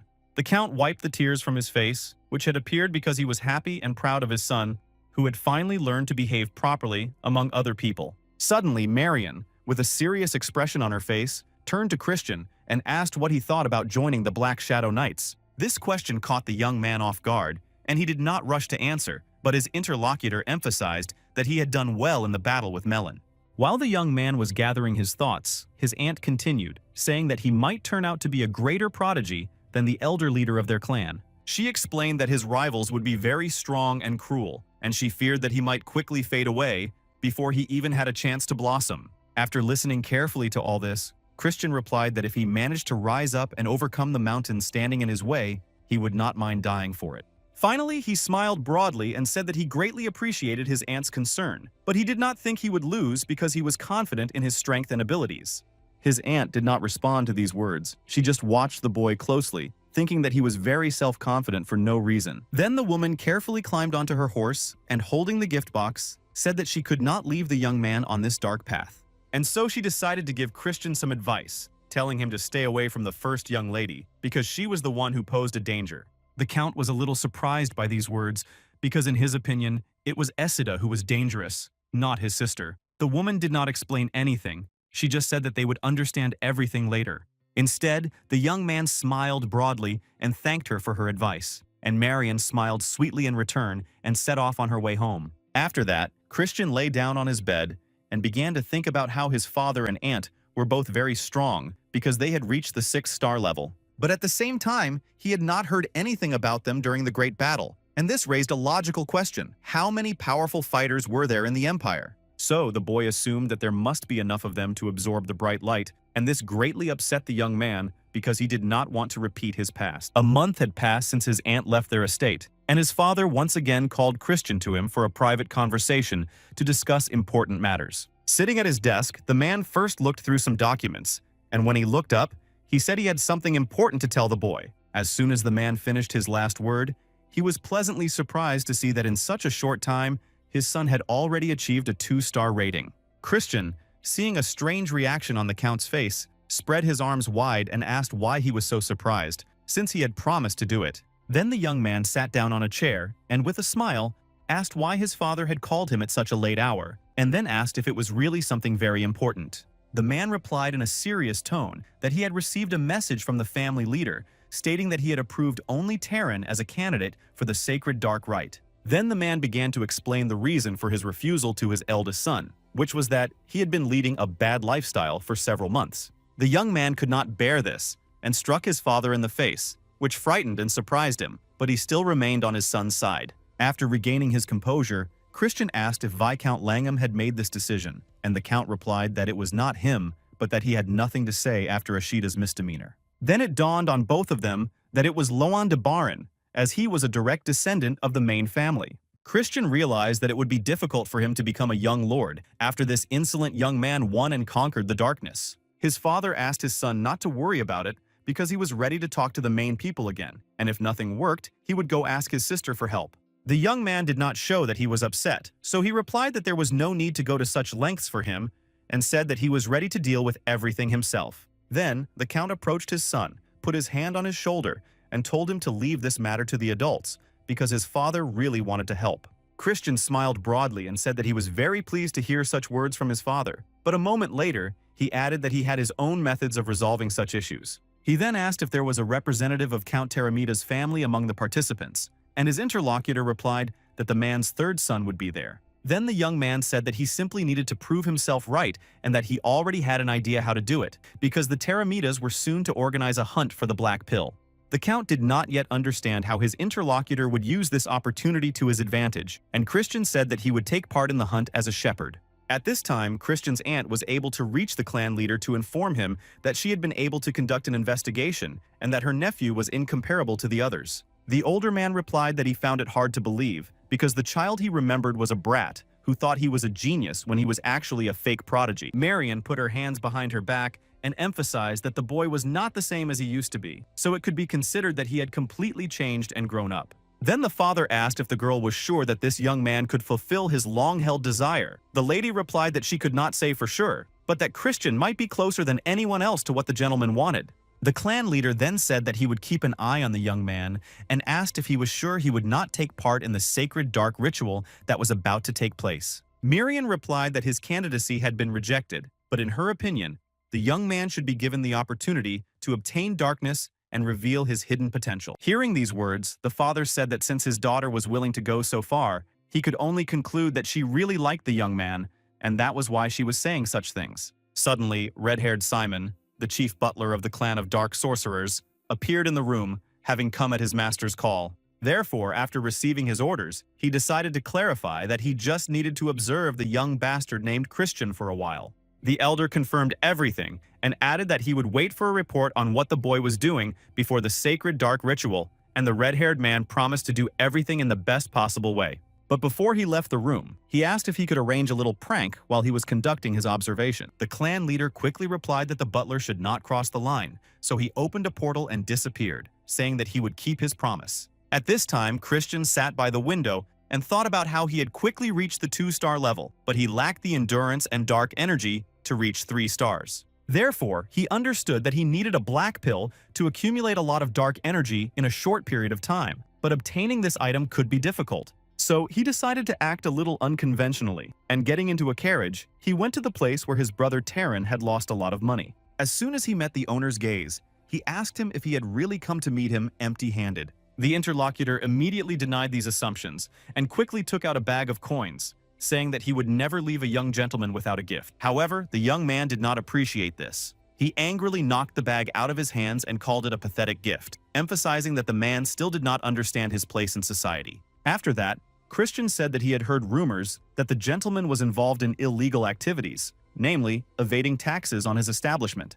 The manager was frightened and asked what he could do for the young man, who quickly replied that he wanted him to get him some sleeping pills. Hearing this request, the man said that these items were now very expensive on the black market, but the young man knew exactly how to get them for him. It would be through interrogating Marie, but as soon as the casino manager saw her, he immediately fell to his knees and promised to get the pills as soon as possible. Christian was delighted by this, and getting into the carriage, asked the man to get him a dagger that could cut through armor, and that this should also be done quickly. Halfway there, the personal assistant asked the young gentleman if he was going home, and he looked out the window and replied that he wanted to visit one more place. Suddenly, he turned to the servant who was driving the carriage and asked him to stop immediately because he needed to do something at that very spot. Upon entering the establishment, Christian greeted the employee and immediately began to look at the goods on the shelves in order to purchase what he needed, when his choice fell on a small jar with pink contents. The salesman asked the young man what he needed an aphrodisiac for, and he replied that he had something in mind. Marie, who had entered the store with her young boss, suggested that he might be buying it for them, but the young man immediately denied this assumption. This upset the girl a little because she had liked Christian for a long time, but he constantly rejected her and did not even allow his and her feelings to show. The young man couldn't take it anymore and said that he had bought the medicine for his father because, considering his age, he wanted to take care of him and his future. The young man gave this explanation in front of the salesperson, who became angry and demanded that he keep this information secret. The store employee was seriously frightened because he knew the terrible rumors circulating about this young man, so he promised not to tell anyone. The next morning, Christian met his father and younger brother in the courtyard of the estate, and his brother, as usual, addressed him differently than they had agreed. However, he quickly corrected himself and said that he had heard rumors that hunting for the black pill was very dangerous, so he had come to ask his brother to be careful. A brief verbal altercation ensued, which was interrupted by the Count, who addressed Christian and asked him to teach the degenerates from the Tyramine family a lesson. The young man listened to all the warnings and instructions, smiled broadly, and said that he would return home only with good news for the whole family. A few hours later, the young man arrived at Count Tyramine's house, but he was unable to enter on his first attempt because the guard informed him that he was not allowed to do so. The young man standing next to Christian couldn't take it anymore and angrily asked why they were only being told this now, since they had been waiting here for a couple of hours for some kind of answer. The guard explained that he had just received this order from young Alois because he did not want to return the debt to a talentless, arrogant bastard. The young man listened carefully to this statement and, in a serious tone, asked the servant if this meant that he had to find his own accommodation. The guard cleared his throat and confirmed these words, after which another young man said that he was ready to behead the person who had invented such rules. Christian, on the other hand, behaved surprisingly calmly and simply asked what would happen with the payment for the accommodation. The guard replied that they could send the bill to Count Tyramine. Hearing these words, the young man just smiled broadly because a plan for revenge had already formed in his head, and it consisted of finding himself a luxurious, expensive place to live. Those who accompanied him were shocked that the house was so expensive, but the young gentleman explained that they could not spend other people's money every day. While giving orders to the men who had arrived with him, the young man suddenly heard something strange, and literally a minute later, his personal assistant appeared before him. When the girl saw the mansion, she was pleasantly shocked and said that she would enjoy working here much more, while her boss tried to understand what she was doing there. The young lady explained that she had hidden in her master's luggage because she had promised him several years ago that she would serve him constantly and anywhere. After listening to her whole story, Christian was about to tell his assistant that he didn't need her help and that she could go home. However, he was unable to do so because Alois, the third son of Count Tyramina, approached them and, showing a small piece of paper, angrily demanded an explanation for the exorbitant bill. The young gentleman smiled politely and replied that he had been told to find a place to stay on his own, so he did not understand the reason for such behavior. A minute later, he added that since he couldn't stay at a regular hotel, he had decided to buy himself a mansion, so he couldn't believe that his interlocutor was so angry about money. After that, Christian continued his speech about how badly he had been received, and Alois, showing his animal nature, angrily asked if the young man really wanted to die. The young man had to fall silent in order to analyze the situation unfolding before him, and he realized that Count Tyramine's art of subjugation was being used here. For, when used in combination, the art of subjugation is a dark magic that binds and constantly controls a demonic animal through fear that it cannot overcome. After all, secret formulas are secretly mixed in that paralyze the mind of the demonic beast and cause it to hallucinate and become agitated, which then replace each other. However, observing all this with his own eyes, Christian realized that it was much more difficult than he thought, and that learning all this in a short period of time would not be easy. Therefore, he turned to his personal assistant and asked her if he needed any weapons to get rid of the terrifying creature standing in front of him. In a matter of seconds, the young lady gave him everything he needed, and the young man, feeling more confident, turned to the beast, waving his hand and inviting it to start the battle. Alois was enraged by these words and this insolence, so he let go of his animal and shouted at his interlocutor not to tell him what to do. Christian managed to fend off the attacker's attack, but he himself flew to the side and therefore asked if it wasn't too much to attack two people at once. However, without waiting for an answer, the young man pointed his finger and said that this would not do, and added that if he won, he would participate in the event as a bodyguard. His opponent did not like these words and continued to attack the young man along with his animal to show who was the leader between them. The young man was confident that he could bring this arrogant Christian to his knees, but at some point he lost sight of him.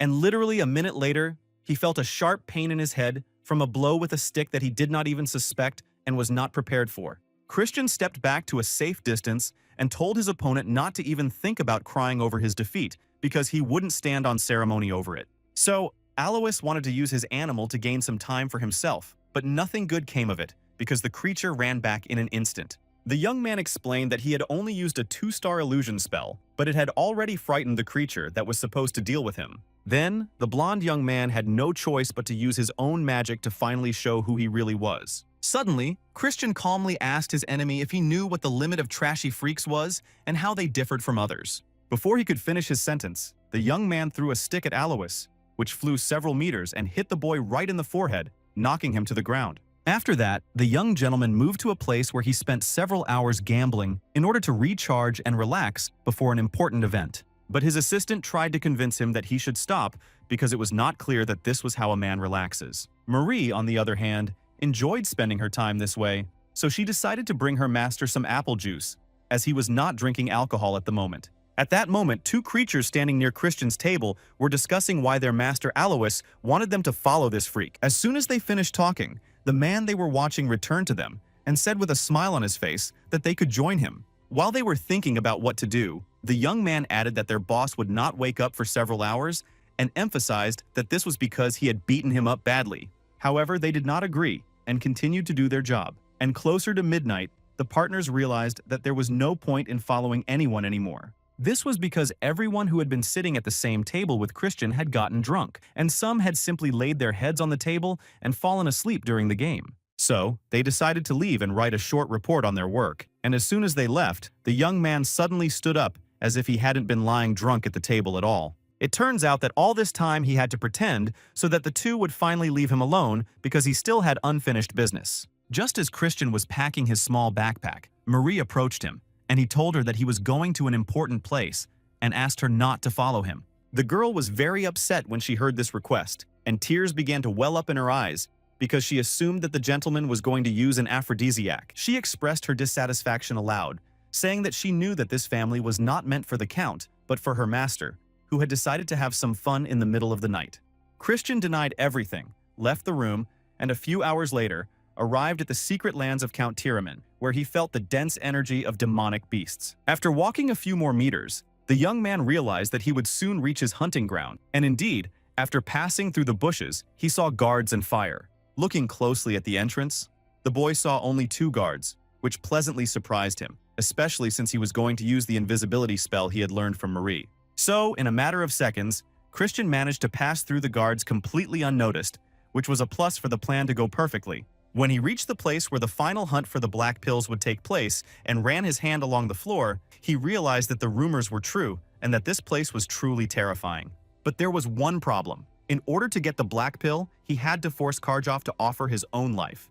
And this can only be done when the creature is so frightened that it simply wants to die. And here everything falls into place for the young man, because the enemy family subjugates everyone through fear. So, up to this point, Christian's plan was to steal the Tiraman's advanced technology, then drug the creature with an aphrodisiac and take the black pill for himself. However, there is simply no time to steal this technology and even begin to study it, so the young man decides that he needs to quickly come up with another solution. In order to leave the secret lands, the young man used a portal to move, but somehow he ended up in the wrong place. He saw a cave in front of him, so without hesitation, he decided to go inside to see what was there, since he was already there and needed to take advantage of this opportunity. As soon as Christian entered, he immediately felt a strong evil energy, and when he walked a few more meters, he saw a crack connecting the cave to their world. After spending a few minutes in this place, a wonderful idea came to the young man's mind. He could lure Joff here with the help of an aphrodisiac. After thinking about it, the young man smiled broadly because he realized that this idea was perfect and he couldn't wait to start hunting.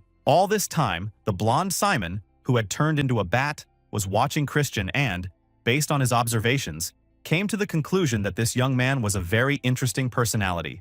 This was because the boy had not only managed to beat up one of the Tiramini family, but he had also managed to weaken the attention of his observers by behaving like a nobody. After all this, the boy managed to reach a secret place by using an invisibility spell, passing unhindered through 2 guards. Simon analyzed all the situations he had witnessed, smiled broadly, and quietly said that all this made him want to play an even worse joke on this young gentleman. So, with slow but confident steps, he approached the crack and slipped his fingers in to carry out his plan after Christian left the place. The next morning, all the participants in the great event gathered together, and Christian asked Alois with a sneer if he wasn't being a little too cool after being beaten up.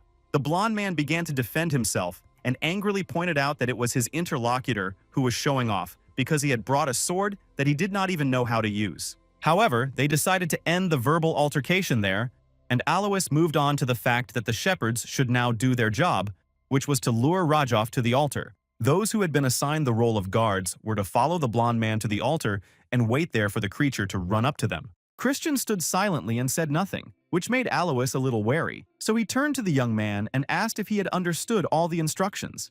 The young man replied that everything was clear to him, so after that, everyone went to their positions to finally begin the hunt for which they had come here. However, even at his position, Christian got into a verbal conflict with one of his partners and was sent to guard the flag, separated from the rest of the participants. The young man happily went to the place indicated to him, and as soon as he arrived, he sat down leaning against a tree trunk, folded his arms across his chest, and waited. After sitting there for a few minutes, the young man heard a strange sound coming from the right side of the bushes, and the thought flashed through his mind that the creature was already approaching. In just a few seconds, everyone saw this 4-star demonic beast, and Christian's appearance surprised everyone because it looked very cute and not scary. At this time, Alois and his assistant were already preparing for the blonde man to subdue the animal with a spell that he had to recite aloud. So the guy, with his head held high, began to act, and the beast slowly approached him, and tasting what was offered to him, suddenly threw Alois aside. This was because the animal did not like something about it and had no desire to submit, so the young man angrily tried to use a protective formation. But nothing good came of it because the creature was too big and under the influence of the aphrodisiac, did not succumb to any of Alois and his colleagues' manipulations, although they gave it their all and used everything they could to successfully end the hunt and remain unharmed. However, at some point, everything began to spiral out of control, so Christian decided to intervene to stop the beast and take matters into his own hands. However, before resorting to radical measures, the young man wanted to get Alois's permission and also demanded that he call him his older brother if everything worked out. Even in such a situation, the blonde was in no hurry to agree to everything, so he first wanted to find out what exactly the so-called savior was going to do. Christian did not want to answer, so he let the animal go so that it would continue to attack the blonde young man, and when he understood everything, he naturally asked for help. Only then did the young gentleman begin to act, and the first thing he used was the art of subjugation, which, strangely enough, did not work when Alois used it. Therefore, in just a few minutes, the young man not only managed to slightly charm the creature, but also threw metal chains on it so that he could control it. And when they both started moving towards the forest, the blonde man began to warn him that there was a dangerous ravine in that direction. But Christian knew where it was, so he deliberately moved to that spot to make the animal afraid and give him its life. In just a few minutes, the young man managed to carry out his plan, and at that very moment, his comrades began to enter the cave. Alois stepped forward and said that this cave was very dangerous, so they couldn't stay there for long, and emphasized that they needed to leave immediately. Christian did not listen to anyone and continued to do what he had planned, and in a couple of minutes, he showed the ash-colored pill he had managed to get. Everyone except the blonde man began to ask the young man what he was going to do with it, because if it weren't for him, they would not have been able to complete their hunt successfully. Alois couldn't take it anymore and shouted for everyone to be quiet. After a minute, he calmed down, turned to Christian, and thanked him for saving his charges. He then added that thanks to his help, everything had ended without serious injury, and the young man froze in shock at what he had just heard. All because a thought flashed through Christian's mind that he had done the wrong thing by replacing the black pill with the gray one, but he decided to go through with it anyway. That's why he reminded the blonde man that he should now address him as his older brother, and as soon as he said these words, the ground beneath them began to move strangely. The other members of the team began to fall to the ground. Alois looked around, trying to understand what was happening, but the young gentleman already had his suspicions. A few seconds later, everyone saw a giant demon who, having heard all the conversations, decided to show himself and chase away the intruders who had come to his place. Suddenly, a blonde man stepped in front of Christian, drew his weapon, and said that since he was a stranger, he should leave and save himself. However, the young gentleman noticed the red bat again and threw a dagger at it, trying to get rid of it, but saw that the creature was constantly watching them. As soon as the animal disappeared, red-haired Simon began to worry that his evil joke could lead to the death of a group of young men. At this time, Christian explained his actions by saying that he did not like it when someone tried to watch everything that was happening without his permission. The demon was in no hurry to take drastic action because in the first few minutes he used his powers of observation to analyze those who had come to him uninvited. But the young man realized that this creature was a 5-star opponent whom he would not be able to fight on equal terms. But a brilliant idea came to the young man's mind that could save them all, so he began to act quickly, using his power. Alois, preparing for battle, could not understand why the so-called savior was casting spells on the rest of the team to put them to sleep.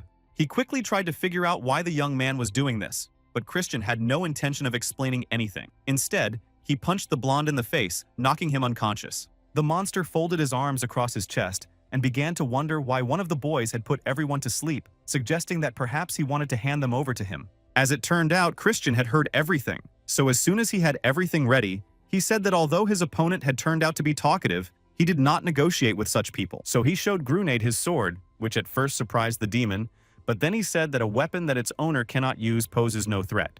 With that, he was able to knock the young man several meters away with a single blow, causing him to bleed from the mouth. But despite this, he still got up. After that, the creature lifted him up by one arm, brought him close to his face, and said that he was willing to give the young man another chance to save his life if he left his companions there. Christian remained silent for a few minutes, then a sly smile appeared on his face as he asked the monster who had told it that he couldn't use a sword. After that, he was able to quickly push himself away and fall to the ground, grab his sword, and demonstrate that he could use not only weapons, but also the power of light. Seeing the desired reaction on the demon's face, the boy joyfully said that the creature had finally understood that its life was now in serious danger. However, the giant had no intention of giving up or even acknowledging these words, so he angrily said that he would destroy the young man without even blinking an eye. However, it was unable to demonstrate anything because Christian, simultaneously using the sword and the power of light from the spell, did something great in the cave. After that, there was a powerful explosion that scattered many things in different directions, but the bodies of his colleagues remained in their places. A few seconds later, Christian himself fell to the ground and lost consciousness, where he had a vision from his past life in which he learned about the method he had just used. It was then that he and his friend were doing various exercises to master sword fighting, each of them learning a new technique and then showing it to the other. But during that life, the young man never managed to use the technique of light that cuts through the sea to become the light of the Mayor clan, to which he always belonged. When his friend heard these words, he reassured the young man and told him that everything would work out. He just needed to wait for the right time. And while strange figures appeared in Christian's mind, people from the clan found them in the cave and scattered to help everyone.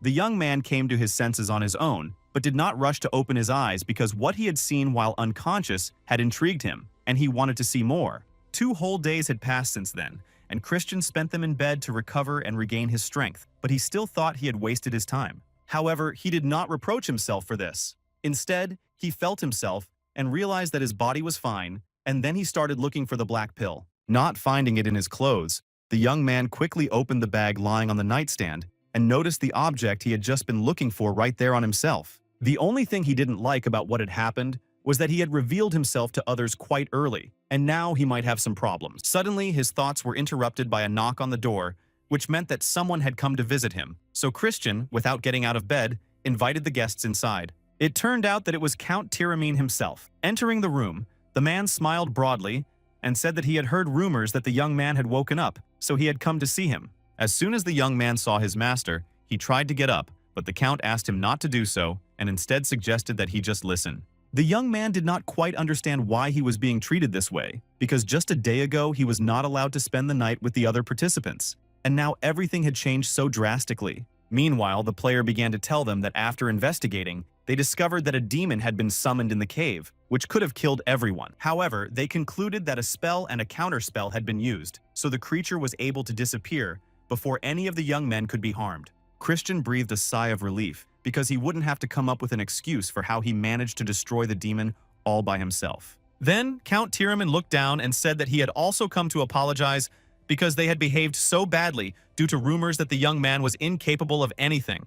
However, during the hunt, these rumors had been dispelled, and finally, the man added that from that day on, the young man would be a benefactor of the Tyramine family estate. Hearing the last sentence, the young man began to argue, saying that as a member of the Black Magicians, he had done what he had to do because they were family, no matter what. The interlocutor smiled and said that if Christian needed anything, he could ask him, and if it was not impossible, he would get it and do it.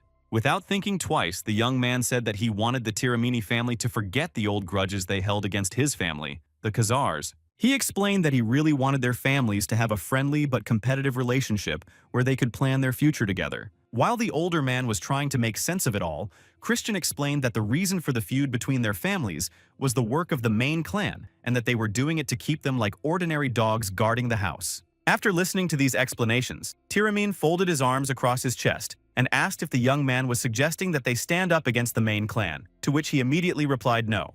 Then, with a slight smile on his face, he added that he believed their families should not be swayed by what their leaders thought was right. After listening to everything and thinking about it, the Count emphasized that Christian was a deep thinker, so for the first time in a long time, he was ready to contact his father for a conversation. This greatly pleased the young man because what he had planned was going as it should, and they were slowly rebuilding ties that would be useful in the future. After that, the Count suddenly slapped his son Alois on the back so that he would not remain silent, but say what he had come here to say. The young man cleared his throat, took an ash pill from his pocket, and handed it to his savior, suggesting that he take it for himself. Then, he began to tell him that when he woke up in the cave, he saw it next to him, and since everyone else was still unconscious, he decided to take it so that it would not get lost. Christian decided not to miss such an opportunity and joked with his interlocutor that if he was so grateful to him, he could give him some of his personal belongings. The Count watched this conversation and laughed loudly, then said that he wanted to give Christian a chain with a stone that could keep a demon at the 4th level. Finally, the man added that he would write a report stating that the young man had been able to participate in the sacred dark ritual so that his development could continue. Hearing these words, the young man smiled broadly and sincerely thanked him for the gift and support, emphasizing that these were very important things for him. Then the two visitors simultaneously turned toward the exit and walked confidently toward the door. But before leaving the room, they wished him a speedy recovery. As soon as the door closed, Christian turned to someone in the room and said that he could come out now, and as it turned out, he had noticed Simon following him again.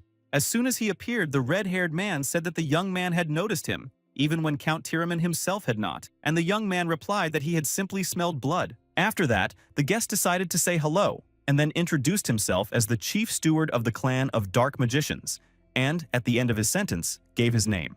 After hearing this information, Christian realized that this was the servant of the clan leader, but then he also realized that this guy was a master of the Blood Shadow Magicians. Based on his past experience, this group of people could cause many different problems if they got any ideas in their heads. They were a group of psychopaths who simply enjoyed watching carnage and terrorism during a great era of destruction. Their leader was a creature who had reached the level of 8 stars, and at the end of the era of destruction, he had reached 9 stars and become the 10th Demon King. And Christian simply cannot count how many times he almost died because of this leader in his past life, not to mention that Simon is the flesh and blood of King Carnage. Suddenly, these thoughts were interrupted by a red-haired young man who said with admiration that he never even thought that a young gentleman from the Khazar family would turn out to be so interesting. After a short pause, his companion added that he was afraid to even think that Christian could destroy the demon on his own without help. The young man was alarmed that the red-haired man knew such facts, so he decided to simply deny everything in order not to put himself in an unfavorable position. Simon didn't believe him and started telling him that after visiting the cave, even the demon's body was completely destroyed, leaving no traces or evidence. The guest himself came to the conclusion that this was not a reverse summoning, but a complete dissolution inside the cave, and he began to demand an explanation of how the young man had managed to do this. Finally, the red-haired man added that what Christian was about to tell him would be reported to the clan leader, so he should consider it his evaluation. The young man replied that he did not understand why he should reveal all his trump cards. His interlocutor was surprised by such a sharp phrase and asked if he should report this to his boss. The young man replied that if he were the clan leader, and not a little boar who wanted answers to all his questions, he would want a predator who kept his claws hidden until the very end. These words surprised Simon, but he decided not to show it, so he laughed loudly and asked if the young man was going to apologize. Christian asked why, and he explained that it was usually difficult to distinguish between a retreat and complete destruction using only traces, and that was why Count Tiramin had misunderstood. After listening to this, the young man asked why they were thinking about him, and Simon was just about to tell him when the young man interrupted him and said that he himself had summoned the demon. Then, with a slight smile, he asked what would happen if the news spread that something had happened to them because the head butler had summoned a demon for fun. Simon realized that he had fallen into his own trap, so he lowered his gaze and said that he was ready to take responsibility, but Christian suggested keeping everything a secret. The young man did not understand what the young gentleman was offering him, but with a smile on his face, he told him that the boy would have to fulfill one request. The redhead agreed to the terms, and, preparing to return home, said that he would not forget the kindness shown to him by the young gentleman. A second later, he added that he was glad to have met Christian in person today and promised that he would count the days until his arrival at the clan leader's residence. As he gathered his things to go home, the young man thought that Simon was a man who would play an important role in an era of destruction, so he needed to get closer to him. Suddenly, the door opened and Alois peeked inside and asked sadly if Christian was leaving for home. For the first few minutes of their conversation, Christian reminded his guest that he should call him his older brother, but Alois replied that he had come to warn the young man. This piqued the young man's interest, and he began to ask for explanations. Alois said that when he heard the words about family, he realized that one could not treat a family member this way. He said that the person most opposed to Christian's participation in the council was Loin, because not all members of the family had the right to fight for the throne of the leader. After listening carefully to this warning about the threat, the young gentleman said that he also wanted to warn Alois, who had shown concern for him. He told the blonde man not to take part in the upcoming sacred dark ritual, adding that he was saying this for the young man's own good. This angered his interlocutor, because he was not ready to give all his dark energy to his relative, as it helped him raise his level. But Christian didn't care anymore. Instead, he emphasized that Alois should remember that whoever his rival in the dark ritual was, he would definitely regret it. The blonde cursed his interlocutor, gritting his teeth, but the latter did not react to these words. Instead, he turned to his personal maid and said that they were leaving. However, before leaving, the young gentleman advised Alois to think about his words so that he would not regret them later. A few hours later, Christian's younger brother found out that his older brother had not come home but had gone straight to the training cave to improve his skills. This made him both angry and sad, so he ran out into the hallway and saw his brother. He stopped and called out to him loudly, as they had agreed. Hearing these words, Christian stopped in his tracks and slowly turned his head back to meet his brother's gaze and talk to him. The younger brother angrily reminded his older brother that he had promised to challenge him to a duel after he returned home, but now he had forgotten about it and was simply leaving the estate. While the young man was saying all this, the young lord was surprised by the fact that his brother had grown up so quickly and had already reached the middle of the 2-star level. At first, Christian replied that he couldn't right now because he needed to train, but a minute later, he remembered that his brother was also participating in the upcoming ceremony. Therefore, he asked his younger brother to wait a little and emphasized that they could have a duel after they both trained to improve their skills. His interlocutor agreed to this proposal, but warned that it would not be the same as before, because his older brother could prepare himself for the fight. Christian agreed to everything, and remained standing in place to watch his younger brother confidently walk away. Towards evening, the young man lay down on his bed and looked closely at the black pill, thinking that there were only about 2 weeks left until the ritual. So, he decided that today he would try this black object. He bit off a piece, closed his eyes, and lay down on the pillow to wait for the result. And then everything started to happen much more violently than the young man had expected, so he was not surprised that black pills are difficult to digest for people like him. But despite all this, Christian Book was ready to endure anything because he had no other option to change the past. He had to go through difficult trials. In a few minutes, all that remained was to deal with the power of light, because usually people get rid of this energy with the help of their teacher. However, the young man decided not to get rid of this good thing, so he decided to take all this energy and power into his bright core in order to fill it. At that moment, the girl with long red hair was approached by her assistant, who informed her that he had brought the investigation report she had recently requested. Handing over the documents, the boy apologized for the delay in the investigation and explained that it was due to some strange circumstances. The young lady's name was Edine, and with a serious expression on her face, she said that everything was fine and asked her assistant to leave her alone.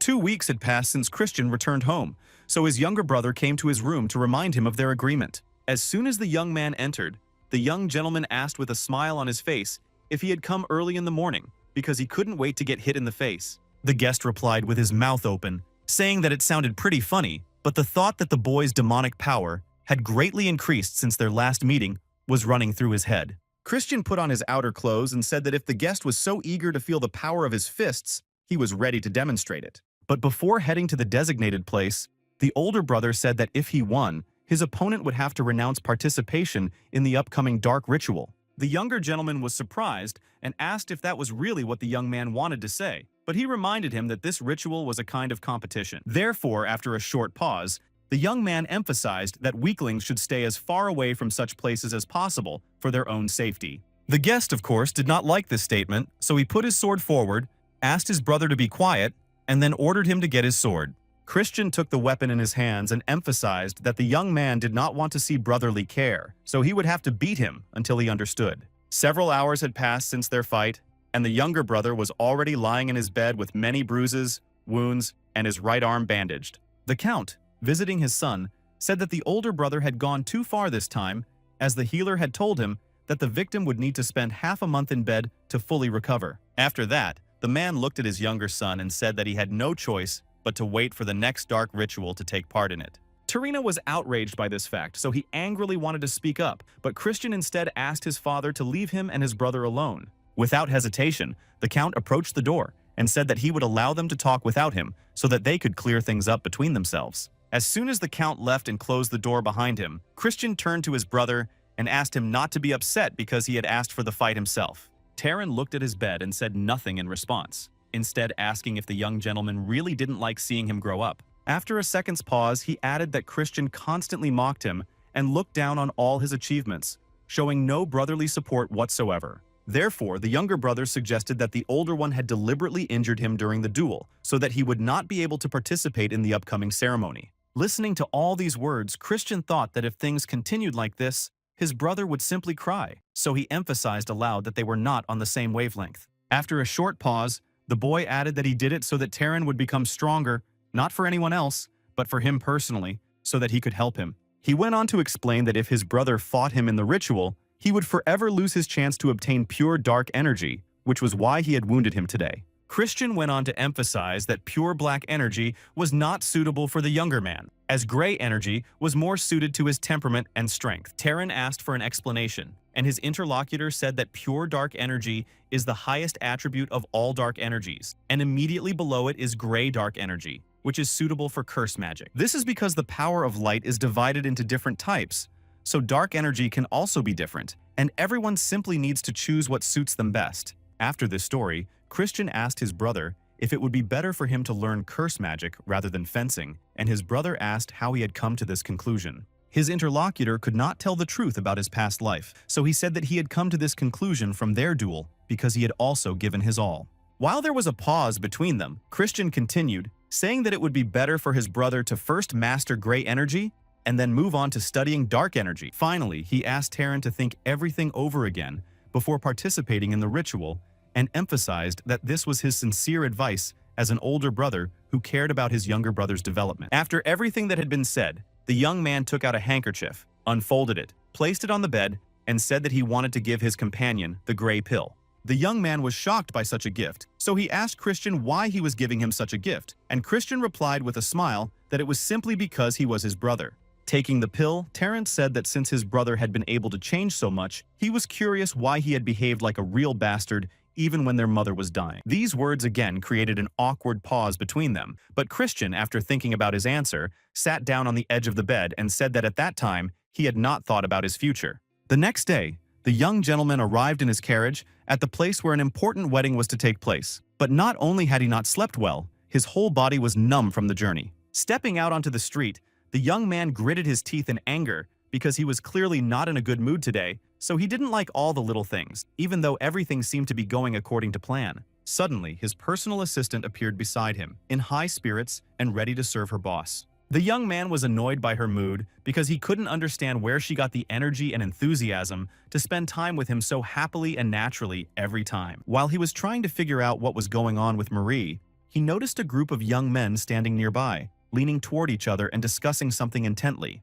The assistant, like her boss, listened and heard that they were discussing Christian, so the young lady emphasized that he had already become a celebrity. However, what happened next surprised everyone, because in their opinion, the head butler himself should not personally greet a scoundrel named Christian.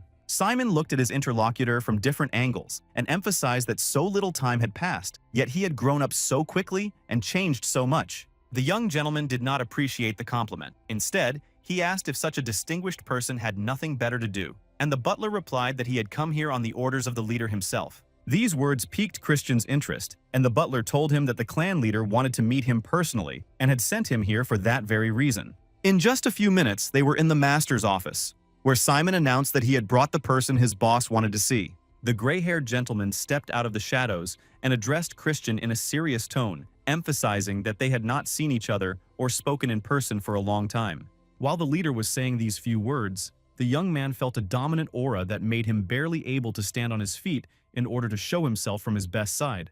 Before any conversation began between them, each of the men tried to show what they were capable of through their strength and energy. Christian decided that it was finally time to greet the leader, so he did so as befitted a man of his status. After listening to him, the chief asked if the young man was surprised that he wanted to meet him personally before the ceremony.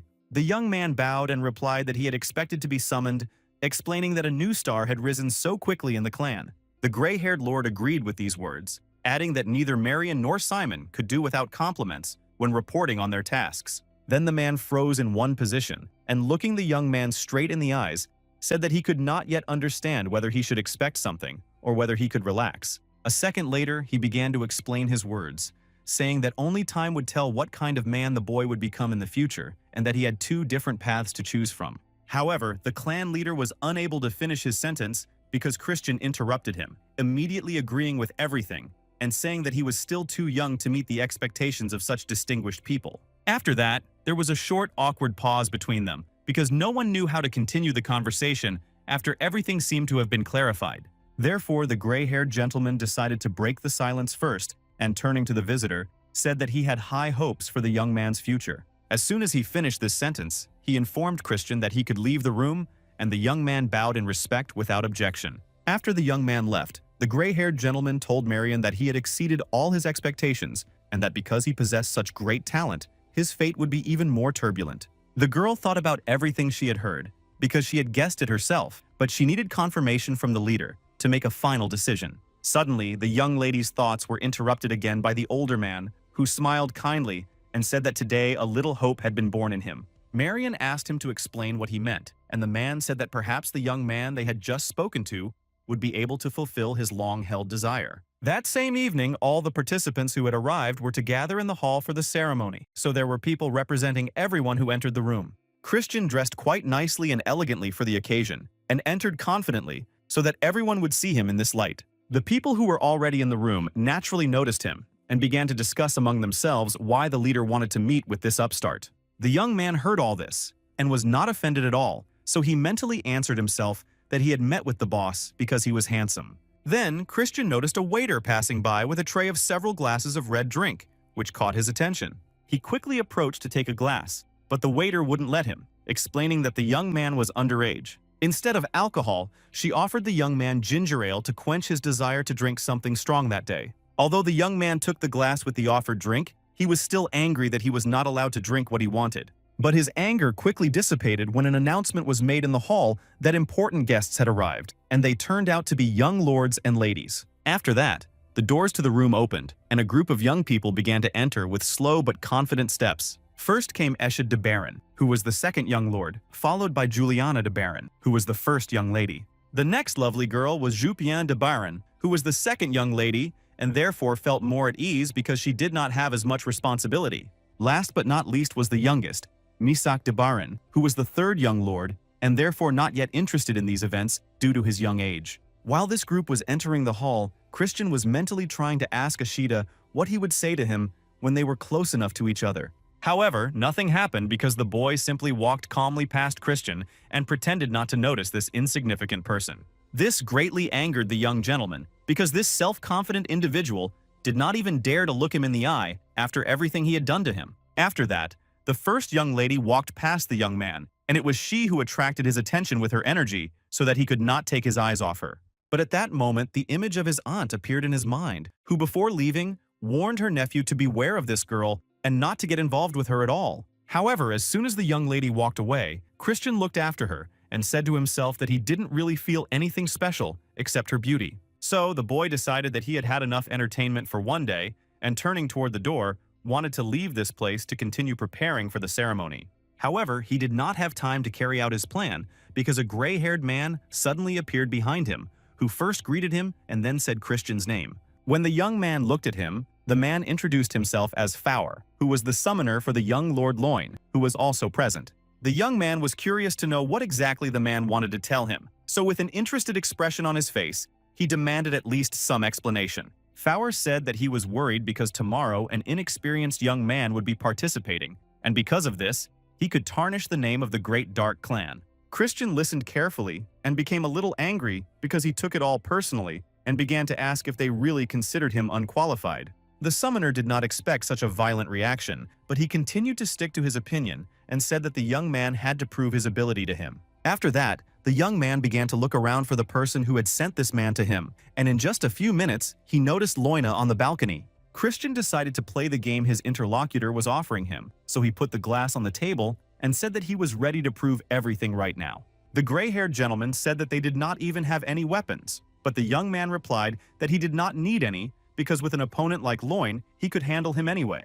At that moment, the girls from the noble family noticed something suspicious, and both started looking at Christian to see if they should expect some kind of show or not. But in a matter of seconds, everything became clear, because the faces of everyone present showed that they were witnessing something they had not expected to see today. The gray-haired herald was knocked to the floor by several black figures and began to be beaten with hands and feet on various parts of his body. At the same time, 3 similar creatures were attending to Christian, who was also watching what was happening with a serious expression on his face. People couldn't believe their eyes, so they kept looking for some kind of explanation from their friends and acquaintances. But even they couldn't really explain it. The people were so shocked because at first everything had gone as it should have, and the summoner himself had called upon evil spirits to direct them against his opponent. But at some point, Christian made a single gesture, after which the evil spirits began to work against him and became angry at the one who had summoned them into this world. Everyone was curious how the young man managed to gain control over such creatures so quickly because it requires a lot of strength and energy. After the young man managed to lure the spirits to his side, he began to wonder if Loin's plan had failed so quickly without even getting started. Christian then began to humiliate his opponent, saying that such attacks were not suitable for the direct heir to the clan of dark magic. Then, with a sly smile, he emphasized that Loina should have challenged him to a duel if he had any complaints, rather than acting so suddenly. The young man to whom all the words were addressed approached the balcony railing and said loudly that this incident had nothing to do with him. Christian shook his head from side to side and said that even a fool would not believe such a lie, but a moment later added that he personally was willing to believe it, but that this would be the last time. Turning toward the exit, the young man loudly declared that he was ready to meet Loin again during the sacred dark ritual. At that moment, other thoughts appeared in his head, and to some extent they called the attacker an idiot who was a coward and needed to be taught good manners. The next morning, a group of participants gathered in the courtyard of the estate, and Christian's blonde acquaintance asked him if he was really not worried. The young man did not want to answer this question, but instead asked why his interlocutor had come to a place where he had been told not to come. However, he did not get an answer, because at that very moment, a short man appeared on the horizon and asked if all the participants had arrived. As soon as everyone turned their attention to the man speaking, he bowed and introduced himself as Sebastian, the second butler in charge of the main house. The man then said that he would now lead the young men to a sacred place where a sacred and majestic ceremony would take place, for which they had all gathered. As soon as everything around them began to change dramatically, it became clear that they would have to go underground, which shocked some of them. Christian immediately understood that this was illusionary art that materialized imaginary space, and because of this knowledge, he was the least surprised of all. When the second butler descended the stairs too low, some of the participants began to follow him in order to know where to go. After walking a few meters, the participants continued to be amazed by what was happening. It seemed as if they had descended underground, but now they had to climb a mountain.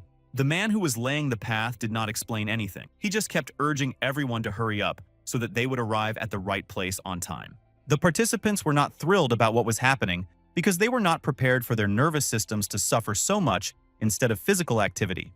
To make matters worse, the butler stopped abruptly and said with a smile on his face that since they were running a little late, he would speed up. Everyone quickly moved on according to plan, but there were those who couldn't keep up and just stayed where they were. So one of the direct heirs to the throne was happy with this natural selection. The only thing that did not please him was that at some point Christian appeared next to him, his face not showing a single drop of sweat from the exertion. The young lord decided to speak first, emphasizing that his rival was already out of breath, and within a minute he concluded that he was all bark and no bite. Hearing no response, the young man continued to say that, as the direct heir, he should be better, and asked if he had been given some kind of magic potion.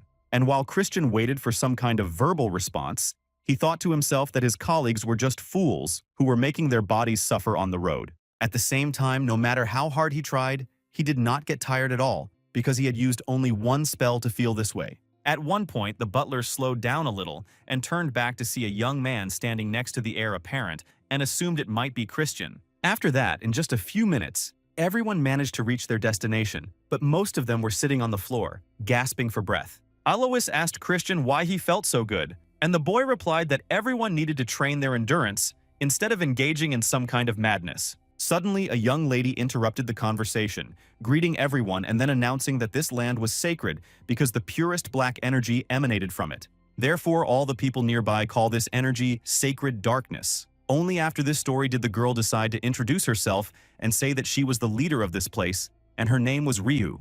Then, the young lady stuck her sword into one of the cracks in the ground and said that her guests would need to extract a large amount of black darkness for themselves today. After that, a blue light began to spread in all directions throughout the room so that the ritual could begin as soon as possible. While all the participants stood silently and looked around, Ryu said that the dark energy that needed to be obtained today would not be enough for everyone. Therefore, each of the young men would go into the designated room where demonic animals would test their strength, and then it would be possible to determine who was worthy of receiving this energy. Suddenly, Christian interrupted the story and, raising his hand with a smile on his face, clarified that one of them simply needed to reach the destination first. Ryu confirmed these words and added that the participants would each go their own way, so there should be no disputes between them during the task. However, there was still a possibility of meeting, so the girl advised them to avoid conflicts because the more time they spent on them, the better it would be for their rivals. A minute later, she emphasized that instead of sorting out their relationships,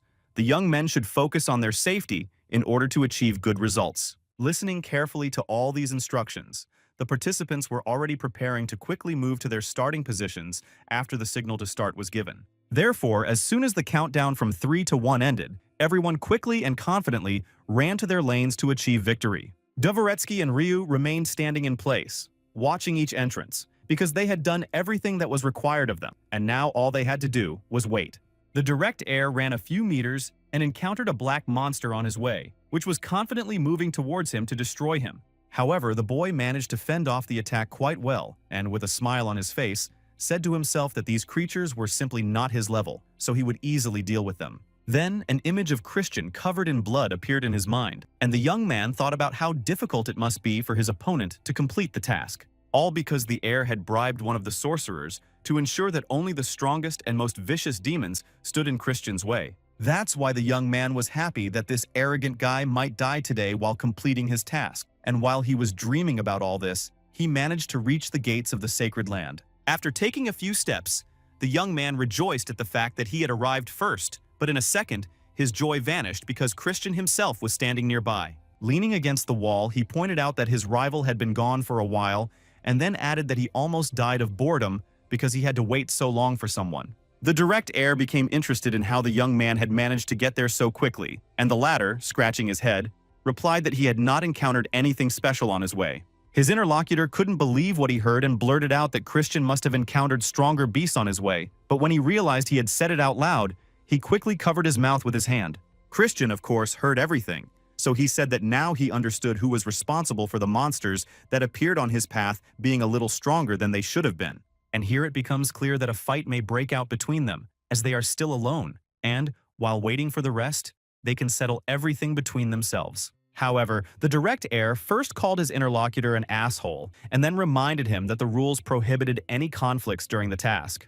But after saying these words, the young man still attacked first, saying that he would personally destroy Christian right now, so that he would not annoy him anymore. His opponent managed to successfully dodge all of his first attacks, even analyzing the techniques and moves that were used.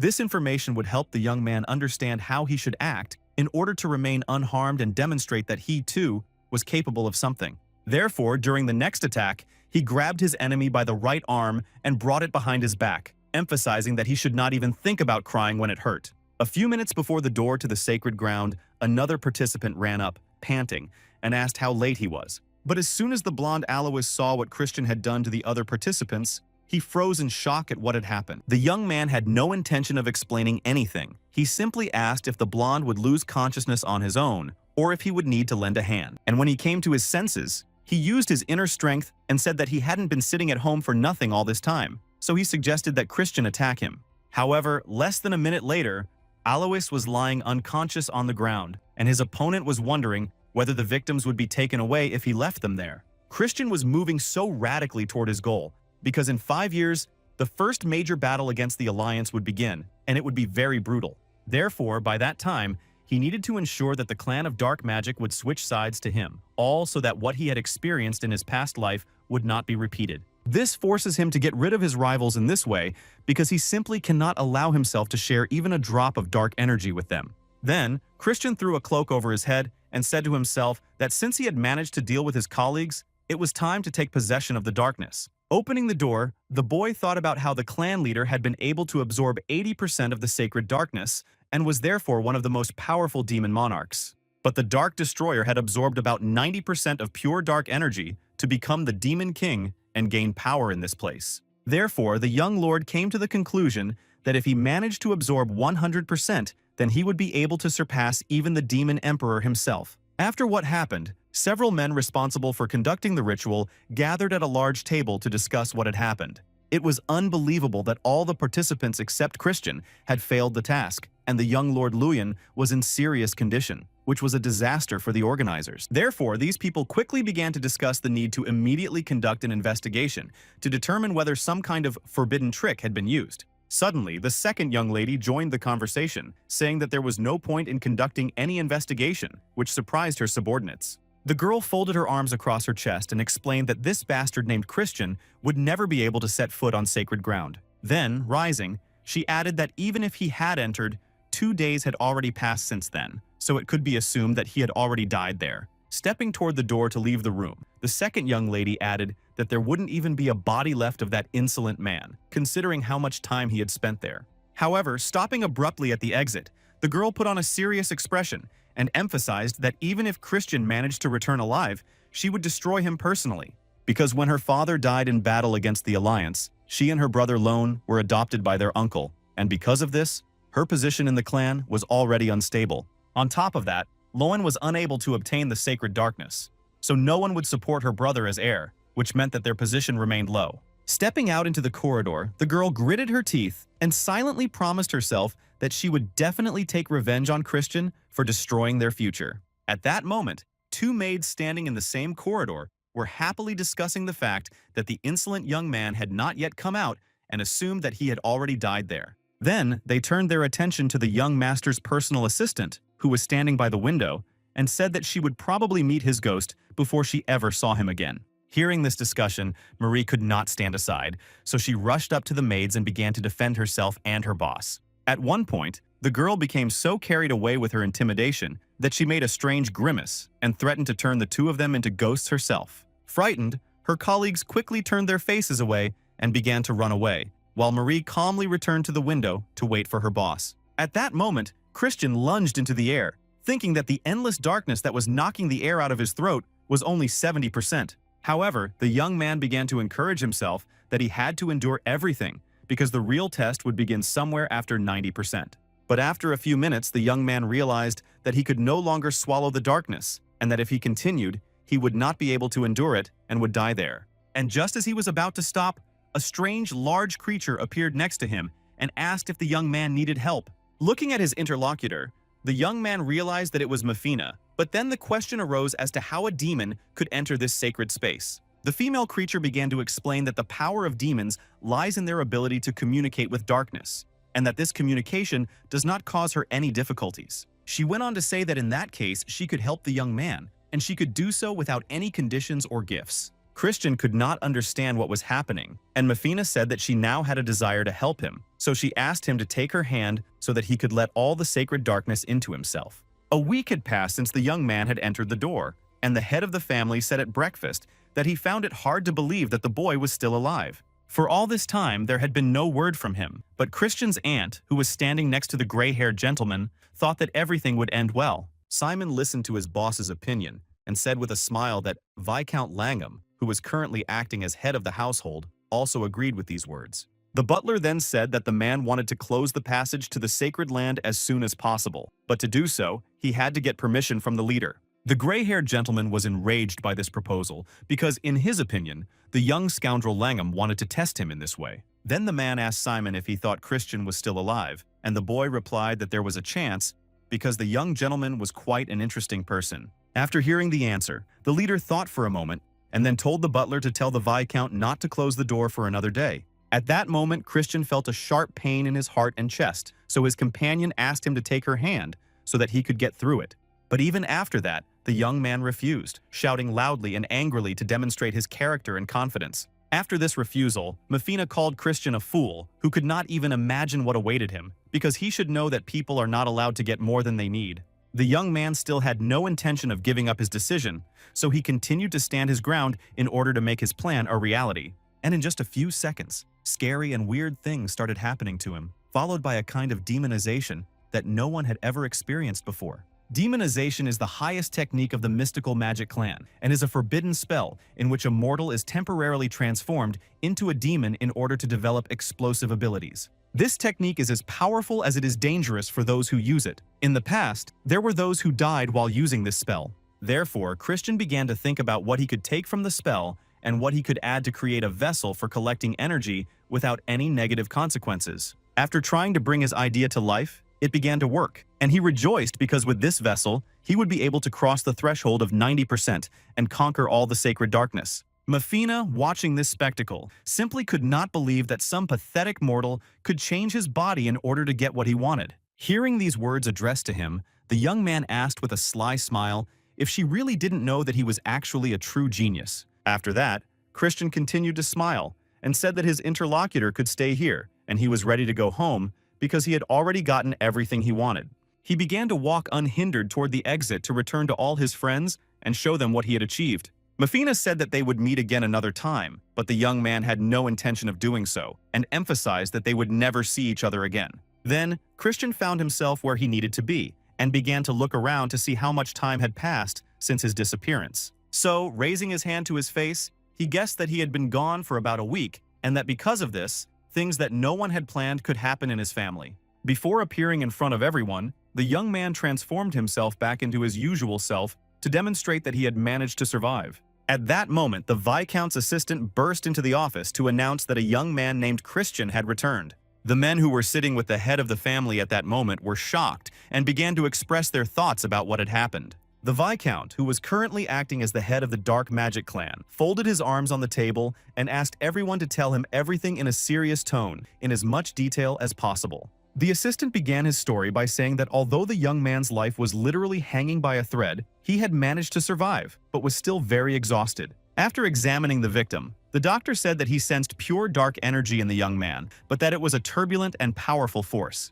After a short pause, the hospital worker emphasized that he thought it would be difficult for Christian to use this dark energy in the future. The people who were in the room with the young man at that time openly discussed how the bastard's greed had ruined his future. At that moment in the conference room, one of the members of the assembly approached the Viscount and said in a serious tone that the young man must be brought to justice. The chief man looked down and replied that he would take it into consideration, after which he proposed to end today's meeting. After everyone left the hall, the Viscount remained there with his assistant to discuss everything again, but without any prying ears. So the first thing the chief asked was whether everything he had heard was true, and his interlocutor replied that he had examined the victim immediately after the doctor, and it seemed to him that the problem was indeed in the core. After this answer, an awkward pause ensued in the room, because the Viscount was thinking hard, and his assistant did not want to disturb him. But the Viscount was the first to break the silence, albeit rather abruptly, because he wanted to say that it was Lone who should have become the young lord. It was this boy who was supposed to be the key to their plans for the clan of poisonous magic, and they were supposed to destroy him together with Jupien. but all that was ruined in an instant. The boy was shocked by what he heard, because although he guessed that there was a plan for the future of the clan, he never thought it would be like this. The Viscount's anger only grew, and he began to say that his plan had failed miserably today, and on top of that, the family leader had taken an interest in Christian. This shows that one small fish can change the course of an entire river, so the man asked his assistant to bring Christian to the Dark Hall tomorrow. Turning his gaze to his interlocutor, the Lord said in a serious tone that he wanted to announce to all members of the clan that he wanted to expel the young man from their community. The next morning, Christian was already standing in the center of the Dark Hall and guessed what was about to happen, because all the important people close to the clan were gathered there. Some young men smiled smugly and did not even hide their joy, which could mean that the news for the young man would be unpleasant. At one point, when everyone fell silent, the Viscount turned to Christian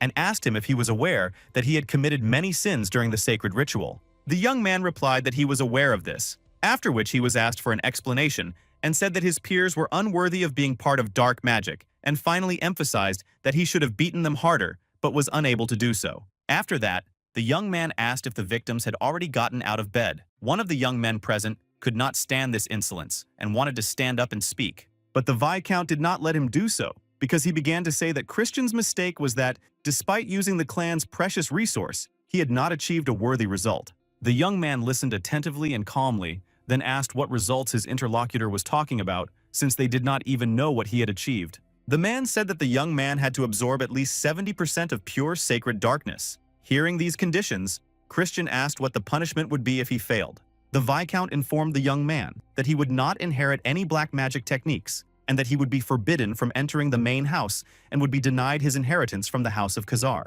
The young man, without even flinching, asked how his results would be evaluated, emphasizing that even the Viscount himself could not fully measure them. After these words, Eshid raised his hand, and with a smile on his face, turned to Christian as if he were his younger brother and asked him what he thought of his personality. Without waiting for an answer, the young man said that although the young lord's core was now in complete chaos, when dark energies collided, it was possible to determine the purity of the darkness that had been absorbed. Eshid then explained more clearly that since he had absorbed 70%, if Christian managed to defeat him, it could mean that he had absorbed more. It turns out that the collision of dark energy occurs in such a way that both participants give off the same amount of dark energy, and the one who possesses more will defeat his opponent. But in other words, this is the perfect way to destroy the core of the loser, so Christian agreed to all of this because he was confident in his abilities. However, before embarking on this test, the young man said that if he demonstrated a result that would be recognized by everyone present, he would ask for the support of the head of the clan.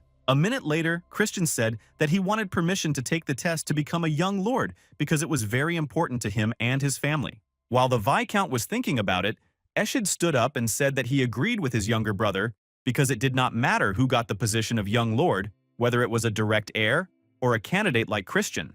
He then added that in the Empire of Magic, it was customary for the strong to rule over the weak. Everyone present was shocked by these words and did not immediately agree. But Eshid didn't need that anymore because he stood up and, stepping forward, told Christian that if he lost, the young man's core would be damaged. Smiling, he said that in order for their ranks to be equal, the young man would use dark energy at the second rank level so that everything would be fair. After that, standing at a distance from each other, they slowly began to use their strength in order to quickly achieve the desired result. Instead of being afraid, Christian said that his opponent should worry about his own core and not about what would happen to him. Eshid continued working and replied that after these words, he couldn't wait to see how much dark energy his younger brother had. A few minutes later, a shocked expression appeared on the young man's face because he felt Christian cut off his energy without even concentrating his own. Therefore, the young man decided to no longer play fair and began to use a higher rank of power in order to show himself in the best light. But even that didn't help him, and Christian began to feel that he could win without even using his full strength, so he began to smile slyly. Then he said out loud that his opponent had behaved arrogantly during the conversation, and as a result, had not even been able to demonstrate anything truly worthy. These words greatly angered Ashida, so he raised his hand and decided to use his 4th level power, which alarmed everyone present. This was because they were worried that their master would do something irreparable, after which Christian's core would be destroyed forever with no chance of recovery. However, the young man did not want to listen to anything, especially advice, because in a fit of rage, he wanted to make his own decisions, the ones that immediately came to mind. Before repelling the attack, his opponent smiled at Eshid and reminded him that he could also damage his core if he was not careful. After using force, Eshid began coughing up blood, which surprised Christian because he thought he could split his opponent's core in this way. Instead, the boy wiped his face with a smile and said that he was ready to surrender, adding that the purity of Christian's dark energy was at least 90%. Everyone was surprised when they heard this number, so the young man turned to the Viscount and asked if he could now earn the right to become a young lord. The man was silent at first, but then said that he would allow Christian to take the test to become a young lord, even though no one from the collateral branch of the family had ever done so before. After that, the lord added that he would personally choose the tasks for the young man, who listened silently, thinking that the man would surely find the most difficult ones for him. The Viscount then said that the young man would be evaluated on 2 criteria. First, he would have to demonstrate his talent, and second, he would have to perform a feat worthy of a young lord. Christian immediately asked how exactly he was to demonstrate his talent, and his interlocutor replied that he had to achieve a 3-star rating in just 3 months. The young man decided to clarify whether this was accurate, and without waiting for an answer, added that he considered himself a genius and did not think that this would cause him any difficulty. The lord did not argue with the young, arrogant young man, but simply said in a calm tone that he would see what the boy could achieve in 3 months. That same evening, the Viscount met with Ashid in his chambers over a cup of tea to discuss what had happened and tell the young man that he was disappointed in him. The young man bowed his head in shame and replied that the result was his own fault because he had failed to assess his opponent correctly. The young man went on to say that because of this mistake, his core was damaged, so they had to deal with Christian as soon as possible before he became a problem. The older man put his cup on the table and said that there was no need to worry about it because they both knew very well why it was not necessary to absorb more than 70% of the energy. This was because the higher the frequency of the dark energy absorbed, the more difficult it was to increase the level of that energy, so even reaching the 3rd level would take much longer than for others. Finally, the Viscount added that no matter how brilliant Christian was, he would not be able to show his talent in just 3 months, so there was no need to worry too much. The next morning, the personal assistant, serving breakfast to her boss, happily and enthusiastically told him the rumors she had heard about how the meeting in the dark hall had gone. At one point, the girl looked at the young gentleman and said in a serious tone that while he was away, she had come to understand her feelings for him. So, approaching the window, she said that she had been waiting for Christian's return and that the days he was away had seemed very long to her. These words brought back memories from the young man's past, when one of the girls he liked had said exactly the same thing in a similar situation. At that time, the young lady even cried because she thought that she and the boy would never see each other again, so she could not stop the tears from welling up in her eyes. Returning to the present, Christian smiled slightly and said to himself that he hadn't heard such pleasant words addressed to him in a long time, and all because since he left the clan that wanted him dead, wherever he went, he encountered only destruction, blood, and battle. However, at some lucky moment, he managed to meet 3 kind hearts who changed his life, filling it with color and true friendship. And now, looking at Mira, who was busy setting the table, the young man realized that he was ready to say the words he had never dared to say in his past life. So, looking at his assistant, the young man thanked her in a sweet tone for waiting for him, and the girl, hearing these words, covered her mouth with her hands because it was so unexpected. Then, tears appeared in the assistant's eyes because her feelings had finally been truly understood, so she said that her heart had started beating faster. Christian emphasized that spirits do not have hearts, and then added that since she had been waiting for him, he wanted to reward her, and therefore invited her to take a walk together. Marie simply could not believe her ears, so she approached her boss and asked him to repeat himself to confirm that he was telling the truth, and he confirmed everything. As soon as breakfast was over, the two went outside to walk around the estate and see what they hadn't noticed before when they had hurried through. However, even during the walk, Christian couldn't relax because he was thinking about how difficult it would be to achieve 3 stars in just 3 months. Suddenly, his thoughts were interrupted by his aunt, who came up behind him, folded her arms across her chest, and said that she would see her nephew wandering around the neighborhood and causing trouble. As soon as the young man greeted the woman, she began to reproach him for just walking around and then asked if he had found a teacher for himself yet. Christian tried to joke that maybe his aunt could help him, but she refused quite sharply, while hinting that she knew someone better. So, stepping forward, the woman told the boy to follow her, and he quickly got up to follow her, but suddenly remembered Marie and apologized, saying that they would meet for dinner. After crossing the courtyard, they began to descend the stairs to the basement, and at that moment, the boy decided to thank her for her help. The woman said that she did not know if he would be grateful to her later, because he did not yet know what awaited him, so before he left, she emphasized that the gentleman was very cruel. But the story about the future teacher did not end there, because the aunt wanted to emphasize that none of her brothers could withstand training under the guidance of this gentleman. Suddenly, the young lady stopped and, turning her head to her nephew, said that since he would not have another opportunity like this, he should work hard so as not to disappoint his mentor. After these words, they entered the room where they saw a little boy of about 8 years old, and Christian said to his aunt with a sincere smile that someone's child was lost. Then the young gentleman approached the blonde boy, patted him lightly on the head, and asked him where his parents were and why he was there alone. This angered the boy, and he showed his true nature. Only then did Christian realize who he was, and his aunt asked him to show his respect. This little boy was the embodiment of the clan leader, and after that, it became clear to the young gentleman why he had been told that no relative had ever survived training with this coach. So he carefully placed his hand on his heart, bowed slightly, and greeted the clan leader as he should, showing all his respect and sincerity. After that, they moved on to the more important part, namely, the blonde boy asked Christian if he knew that he had wasted so much energy. His interlocutor replied that he understood, and then the gentleman added that, as a person who had absorbed about 80% of the energy, he faced obstacles more difficult than others. The man went on to say that even their descendant would never have been able to reach such a stage without the mercy of His Majesty, the Demon Emperor. Therefore, the gentleman added that he could not even imagine the obstacles Christian would face throughout his life. After sharing all this information, the clan leader extended his hand to the young man and said that if he wanted, he could return some of the dark energy to its place. And while the young man was thinking, the man continued to convince him that 80% would be enough for the boy to prove himself to everyone. But all these stories were suddenly interrupted by Christian, who asked the clan leader why the clan of dark energy had weakened so much. The aunt showed her dissatisfaction with this question, but her nephew, ignoring her reaction, added that of the 12 clans, they were considered the weakest, so he was curious why this was the case. The chief listened carefully to these words and asked in a serious tone if certain reasons had influenced this outcome.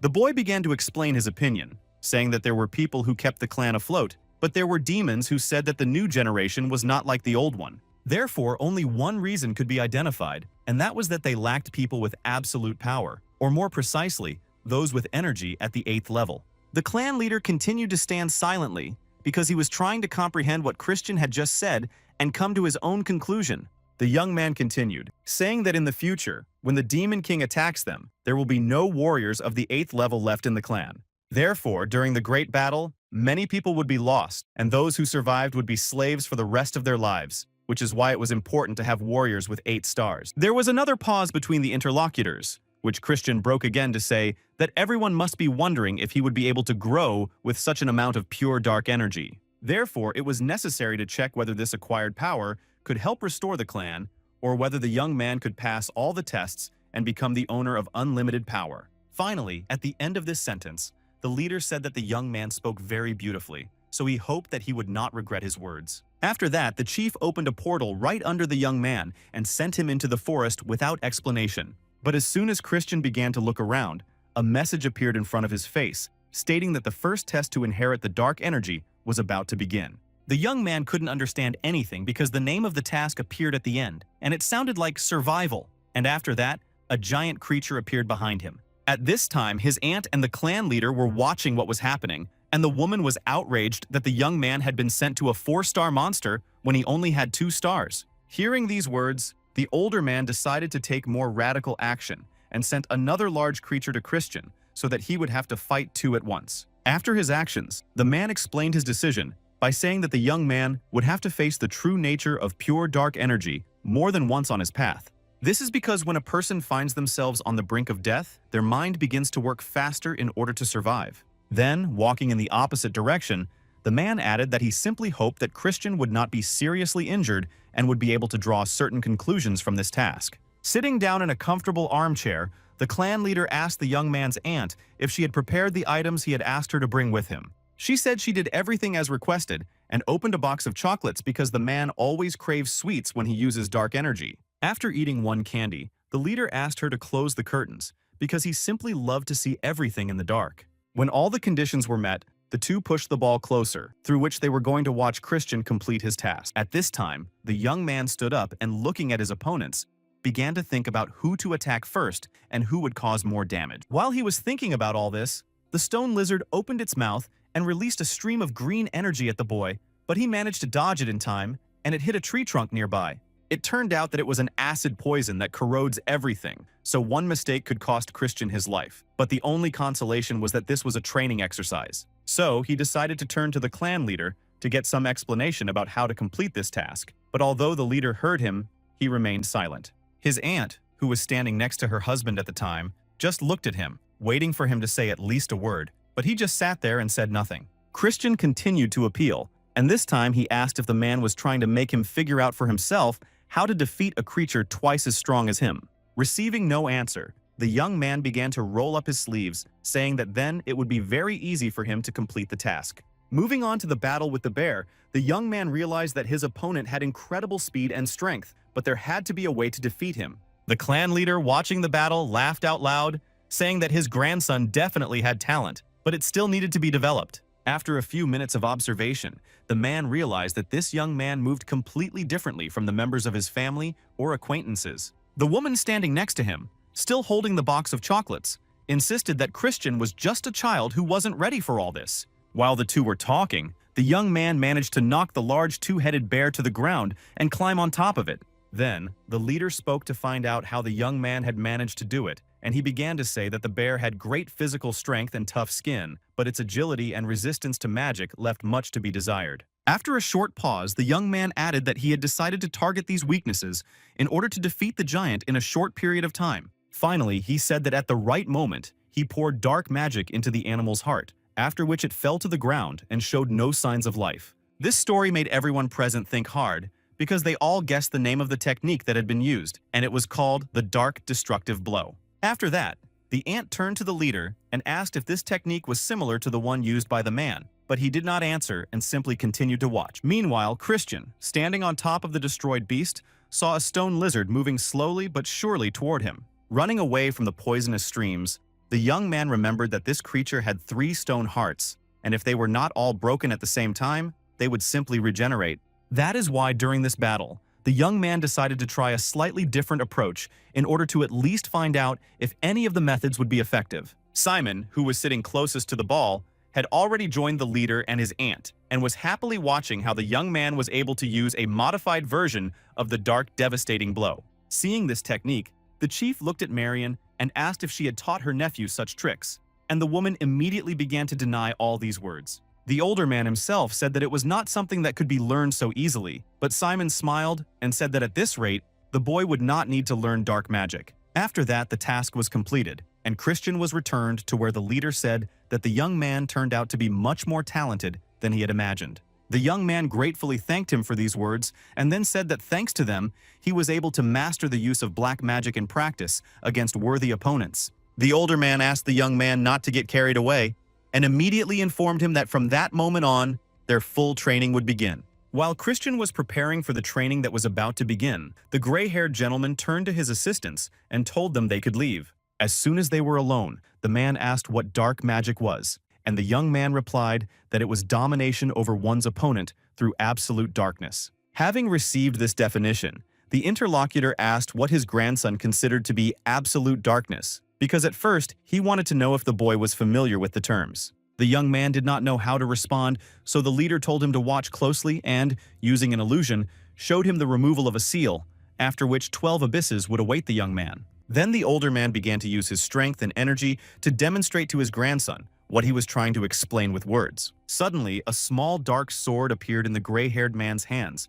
which he held to his grandson's neck, and it seemed as if he had pierced him in an instant. After that, the old man explained that the concept of this sword was that it only cut what needed to be cut because it was a dark sword forged by the power of dark magic. After telling him all this, the man walked past the young man and said in a serious tone that he was willing to give him a whole month to do an important task. Namely, Christian had to perfect the sword that the leader had just shown him, and this improvement had to be very effective. After everything that had happened, the older man left the boy alone, and he continued to stand in place, trying to recover from the shock of what he had to do.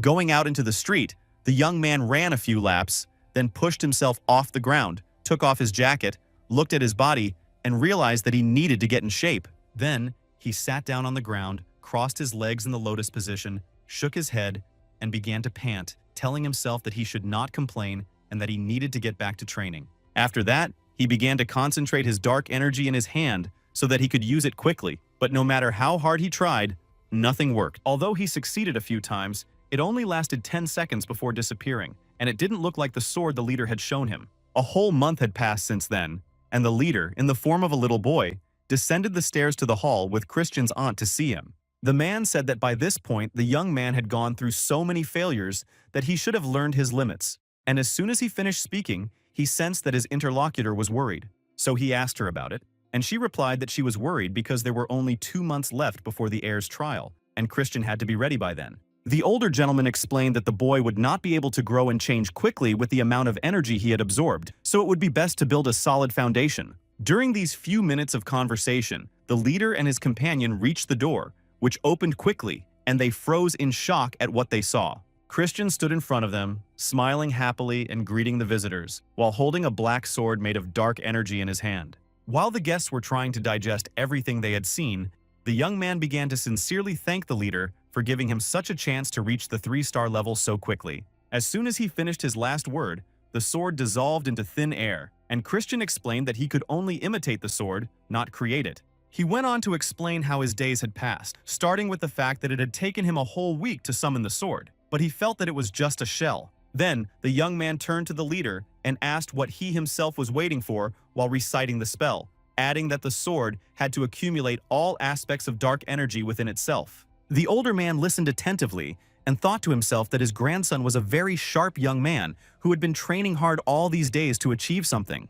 And that was why the young man not only exceeded all expectations, but also managed to understand the purpose of the task without any explanation. Usually it takes a whole year to summon a sword, and a lifetime is not enough to master all its aspects. So what Christian had done was simply amazing. This led the leader to believe that his grandson was indeed the ray of hope that appeared when the clan of dark magic began to approach its downfall. So, after much thought, the man turned to the young man and told him to get ready, because tomorrow the lessons would begin and they would become even more difficult. Hearing these words, the boy smiled broadly with satisfaction, and following the visitors, he shouted that he trusted the leader with his development. As soon as the door to the room closed, Christian clenched his fists and began to laugh even louder because he understood from the leader's reaction that he had overcome the first obstacle. And because of this, the young man ran to the room with strong drinks to celebrate this stage, and choosing the most expensive liqueur, he couldn't believe that he could afford such expensive things. So, in order to enjoy this drink, the boy decided to savor it before Marie saw him, because she would surely take the bottle away from him.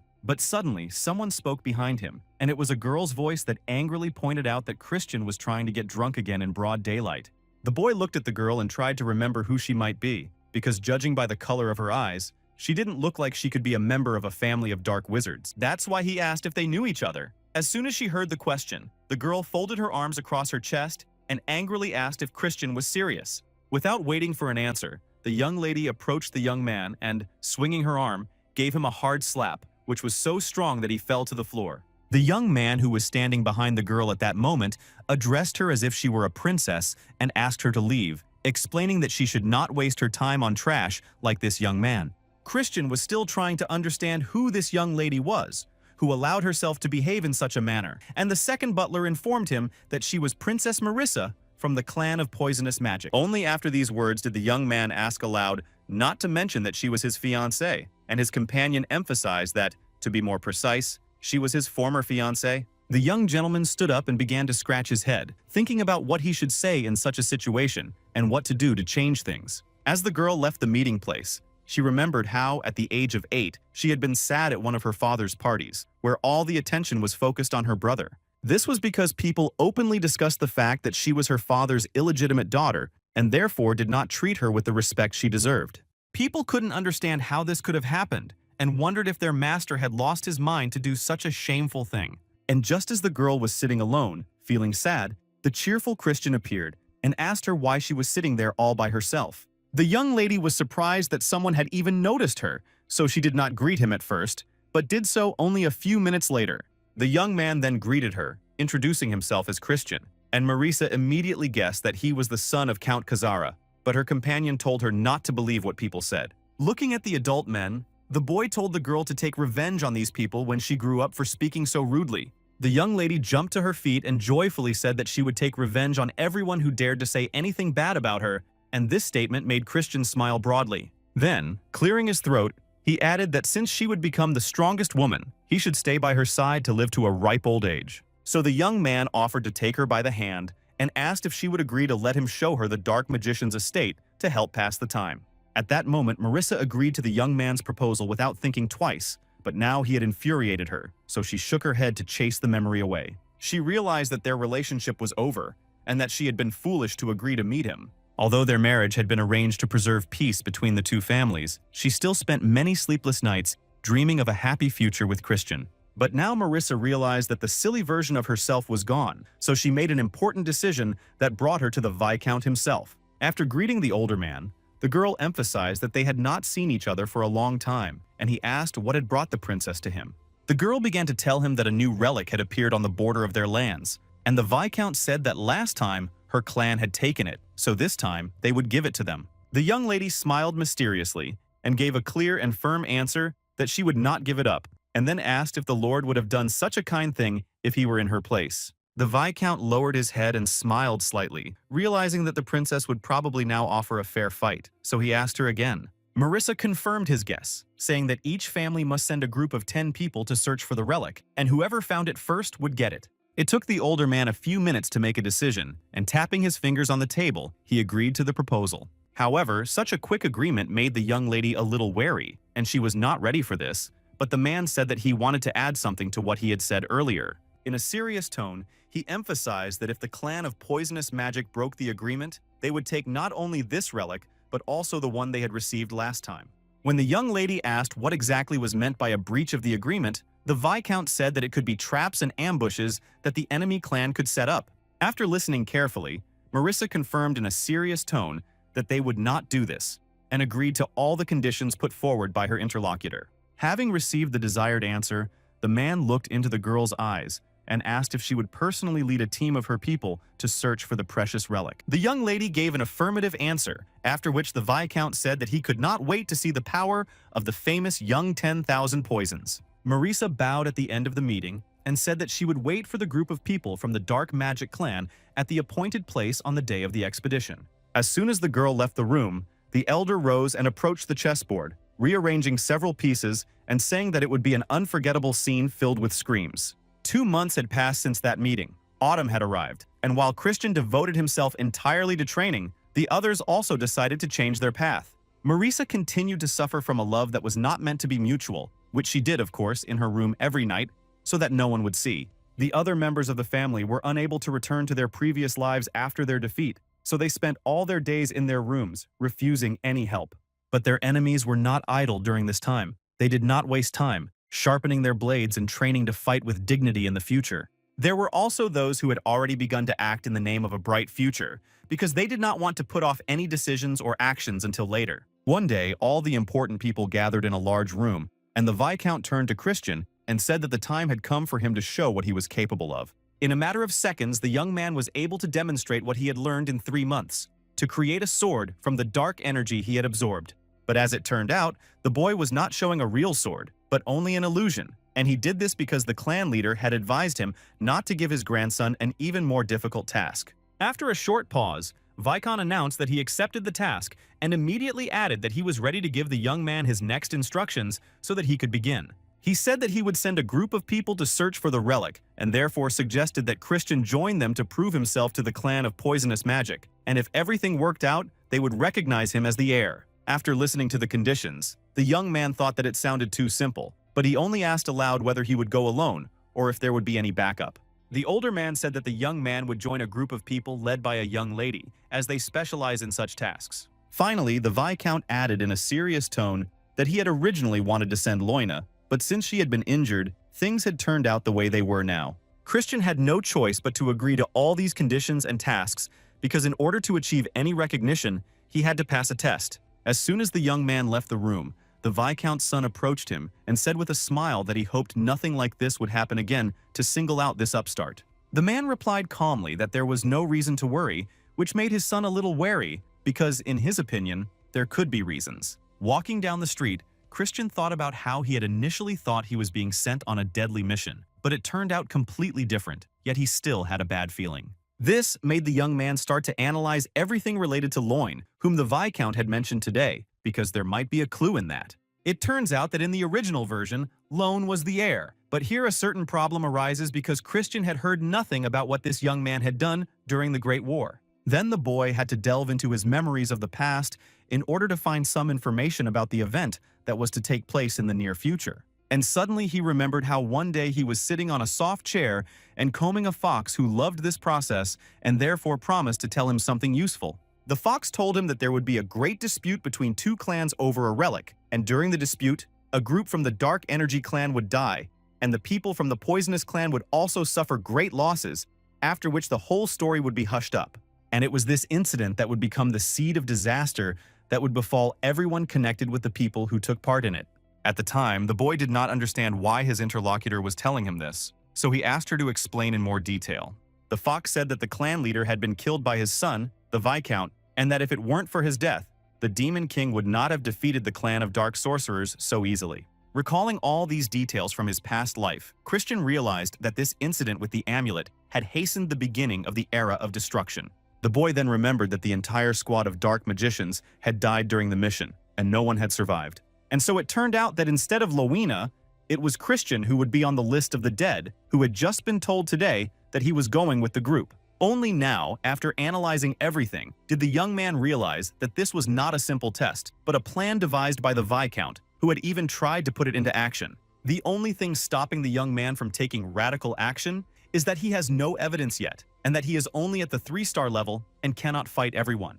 Therefore, he decided that despite everything, he had to prepare himself, and getting to his feet, wanted to head for the exit in order to return to his room. But suddenly he was stopped by a voice behind him, and turning his head, the young man saw the angry second young lady of the family standing in front of him. The girl asked him where he was going, and Christian replied that he didn't have to answer her. She ignored his question and said that she had heard rumors that he had joined the search party. Hearing a positive answer, the girl emphasized that she didn't like it at all, and her companion replied that her brother was still an idiot who couldn't do anything right. These words greatly angered the young lady, and she threw a dagger at Christian in a fit of rage. He managed to dodge it in time, and the weapon flew past him. Glancing at the object stuck in the tree trunk, the boy said that in his opinion, this was enough of a greeting for what the girl had done. Before leaving, the young man suggested that they stay away from each other during the task, as it was already clear that they could not stand each other. Pulling the blade out of the tree trunk, the young lady began to think that her companion had been watching the blade, and that was why he knew she was going to throw it away, and did not take any radical measures. Therefore, looking at the young man's back, the girl concluded that this Christian might be more dangerous than she had imagined, and this gave her pause. Upon arriving in the town, Christian began to look around, as people were going about their daily lives, unaware of what was happening in his family. After ordering a few skewers of kebabs, the young man remembered that he hadn't had a vacation in a long time and began to dream that he could spend his whole life relaxing and playing. Finishing another piece of meat, the young man suddenly remembered that the store he needed was somewhere near where he was. Stopping in his tracks, he noticed someone following him from around the corner, so his first thought was to try to get away. After standing there for a few more minutes, Christian decided that it might be someone hired by the Viscount, so there was no need to worry too much about him. But suddenly, a person in a long black cloak grabbed the young man by the face, covering his mouth with his hands, and asked him not to make noise in the street. It turned out that it was a girl who wanted to tell Christian that a man was following him, and that she had already taken care of him. The young man, in turn, asked who she was. The young lady quickly gave a clear and concise answer, saying that she was a person of the 4 kings, and these words made the young man freeze in his tracks. Seeing this reaction on his face, the girl tried to calmly explain that she was trying to prevent disorder on the streets. She went on to say that this was not the place for such a conversation, and asked Christian if he was willing to go with her to continue the conversation. The young man agreed, and they began to walk through the small streets of the town. After walking a long distance, the young man asked how much further they had to go. After these words, the girl stopped and began to say that recently, dark sorcerers had been disappearing without a trace from the domain of the 4 kings. As a result, there were fewer and fewer safe areas in the town, and more places where people like her could not go alone. All this was happening because of a well-known conflict between 3 families, and therefore fear reigned in these places, and the leaders of the families did not care at all about the lives of ordinary dark sorcerers. Therefore, the girl came to the conclusion that in the fight against crime, she would need the help of several families, but she could not ask for help without offering anything in return. Then the young lady looked Christian straight in the eye and said that she was ready to give him information that could calm the storm surrounding the clan of dark sorcerers. After a short pause, she revealed that the viscount of this family had conspired with a high-ranking member of the poisonous magic clan. After that, the girl paused again and then added that these people wanted to take the life of Lady Marissa from the clan of poisonous magicians in the near future. These words made the young man think that not only did they want to destroy him, but also his former fiancée, but he did not yet understand why these people wanted to do this. His new acquaintance explained that if the two families lost their two key figures, the balance between the 12 demon clans would collapse, and everything would lead to a great tragedy. That is why she emphasized that Christian must properly prepare for the expedition he would soon embark on. Removing her hood, the young lady added that she hoped he would become the heir to the clan of dark magic and go against those who threatened the world. All this information intrigued the young man, and he began to wonder how this girl knew so much and how the expedition would end. But he still didn't know if he could trust her, so he told her that if she wanted to cooperate, she had to put something on the line. The young lady did not know how she could prove her words, so the young man waved his hand and said that he was not ready to believe her so easily and left her alone. The young lady was very frightened because they would not achieve anything, so she took an important item from her sleeve and handed it to Christian, after which they parted ways. After walking a safe distance away, the young lady suddenly stopped and asked someone aloud why she couldn't show the young man her true face. The demon standing nearby replied that it was all for her own good, because if Christian found himself in danger and accidentally mentioned her name, it would only cause more problems. Therefore, the interlocutor asked the girl to just watch from the sidelines for now, and, if necessary, to guide the young man. At that moment, Christian stepped out onto the main street and suddenly saw something that made a broad, sincere smile appear on his face. This was because his new acquaintance had given him a VIP card that would allow him to enter an underground market where human relics and rare creatures were sold. In an instant, a memory from his past life flashed through his mind, when they didn't have such a card and he and his friends couldn't get in. Returning to the present, the boy saw the name Leah de Wolfman written on the card and realized that he had never heard it before. So, shaking his head from side to side, the young man dismissed thoughts of this girl, convincing himself that he couldn't trust her because he didn't know who she was yet. And because of this, he decided that for now he should better prepare for the expedition. So he turned to a street vendor and asked if he could send a carrier pigeon. The man immediately gave an affirmative answer, then gave the young man a piece of paper on which he could write a message. As soon as he did so, the seller sent the bird on its way. Watching the bird fly away, Christian smiled slightly and said to himself that he had already taken care of one problem, so he could move on. And so it was time to visit an important person who could play a very important role in his life, simply by his presence and knowledge. As soon as he arrived at the right place, the security guard first called him a kid and then completely lost it, saying that he couldn't go inside. Christian quickly took out his VIP card, and the guard immediately changed his attitude, apologized, and pointed to the door through which the guest could enter. After taking a few steps into the hall, Christian was met by a man he didn't know, who greeted him and asked in surprise if he was a guest of Lady Leah de Wolfman. The young man showed his card, smiled slightly, and answered affirmatively, without even feeling any discomfort.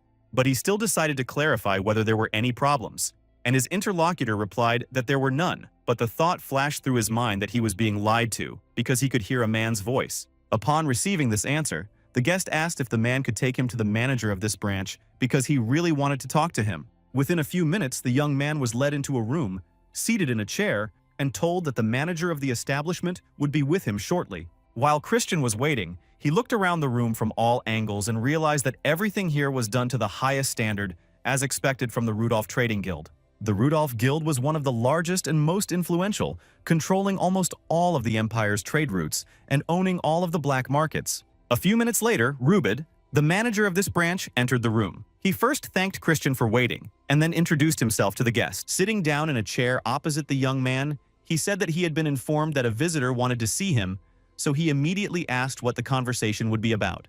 As soon as his interlocutor sat down, Christian said that he wanted to meet Rowena in person, which shocked the manager and caused him to react with a look of surprise on his face. But when he came to his senses, the young man asked for clarification, and the guest asked him a counter-question about whether he really did not know Rowena. Rubid replied that he knew this person well, as she was the leader of the Deer clan, and even they could not summon the head of the union whenever they wanted to. Christian smiled mysteriously and said that this could not be true because she was literally standing right in front of him, and his interlocutor began to worry. The guest continued to ask questions, and this time, he clarified that he was not mistaken and that the power of the relic they had once managed to obtain was now in effect. Receiving no answer, the young man continued to say that they would see each other often, so there was no need to put on a show in front of him. And after all these words, the interlocutor took off his mask, and a young, beautiful girl appeared in front of Christian, who asked how he had guessed. The guest did not tell her everything, but instead asked if she was not ashamed to use such a poor relic as the leader of the Rudolph Guild because the disguise was weak. The young lady began to ponder all these words, and the young man decided to joke and said that perhaps her face was so big that the relic could not work at full capacity. At this point, the young lady realized that he was being sarcastic, so she emphasized that her guest did not resemble Leah de Wolfman, who was listed on his card. The girl then began to speak angrily, saying that although Christian had absorbed a lot of dark power, she would not tolerate him entering her establishment by stealing someone's pass. The young man crossed his legs and said that she didn't need to threaten him because he could spread rumors about a mouse from the Union who was doing business in the magical empire. This threat silenced the woman, and a minute later she asked what exactly the young man wanted from her, since he had managed to arrange a personal meeting, so it must be something important. Literally an hour later, the young man left the room with a pile of gold jewelry and precious stones, and he would also receive the armor he needed. Although all this would not strengthen their group dramatically, at least they would be able to oppose the plans that the Viscount had been developing for a long time, to destroy the relationship between the great families and cause each of them to suffer significant losses among their personnel. After evening training, Christian gathered his small bag and began to walk towards the exit, and the second young lady asked him where he was going. Not waiting for an answer, the girl informed him that the expedition group was leaving the day after tomorrow, so he could join them for training. Rubbing his face, the young man refused, saying that he was going to be as useless as Loind, so there was no reason for him to bother. Turning toward the exit, the young man smiled, waved goodbye, and said that his colleagues needed to train hard for the upcoming task. One of the team members could barely contain his negative emotions towards Christian, but the second young lady said that there was no need to react to such behavior. She explained that he wasn't worth it, because if the young man couldn't prove himself, it would be his personal loss. The only thing that made the girl wonder was why this young man had been behaving so strangely lately, and whether this might indicate some kind of plan. A few days later, Christian met with his new ally, Rowena, who brought him the herbs he had asked for during their last meeting. The girl asked what he was going to do with all of it, but the young man replied rather sharply that it was none of her business, and asked if she had anything else. The young lady took out another wooden chest, then approached the door and asked if her identity would remain a secret, regardless of what he was planning. The young man replied that it would be, and emphasized that they would meet again in the future. The young woman said that she would prefer not to see him again. Christian smiled mysteriously and threatened to reveal her real name, then informed her that a major battle was about to unfold in the area. Therefore, as a person who travels between alliances and magical empires, she should be aware of how unstable the situation on the continent is at the moment. If the battle did indeed begin, trade routes across the continent would be blocked, and she would have to choose between the Alliance and the Empire. After listening to this story, Rowena emphasized that a major conflict was too much right now, and immediately added that such events were not child's play. Christian continued to press his interlocutor, saying that if the rumors from the domain of the Four Kings were to be believed, then his whole story was not so far-fetched. And then it occurred to the girl that everything the young man had said was indeed true, because many great families wanted to start a great battle. But she did not say this out loud. Instead, she asked her interlocutor why he was telling her all this, since it was quite important information. The young man sat down next to the table, smiled sweetly, and said that he wanted her to become his sponsor, and he would try to prevent the battle from happening.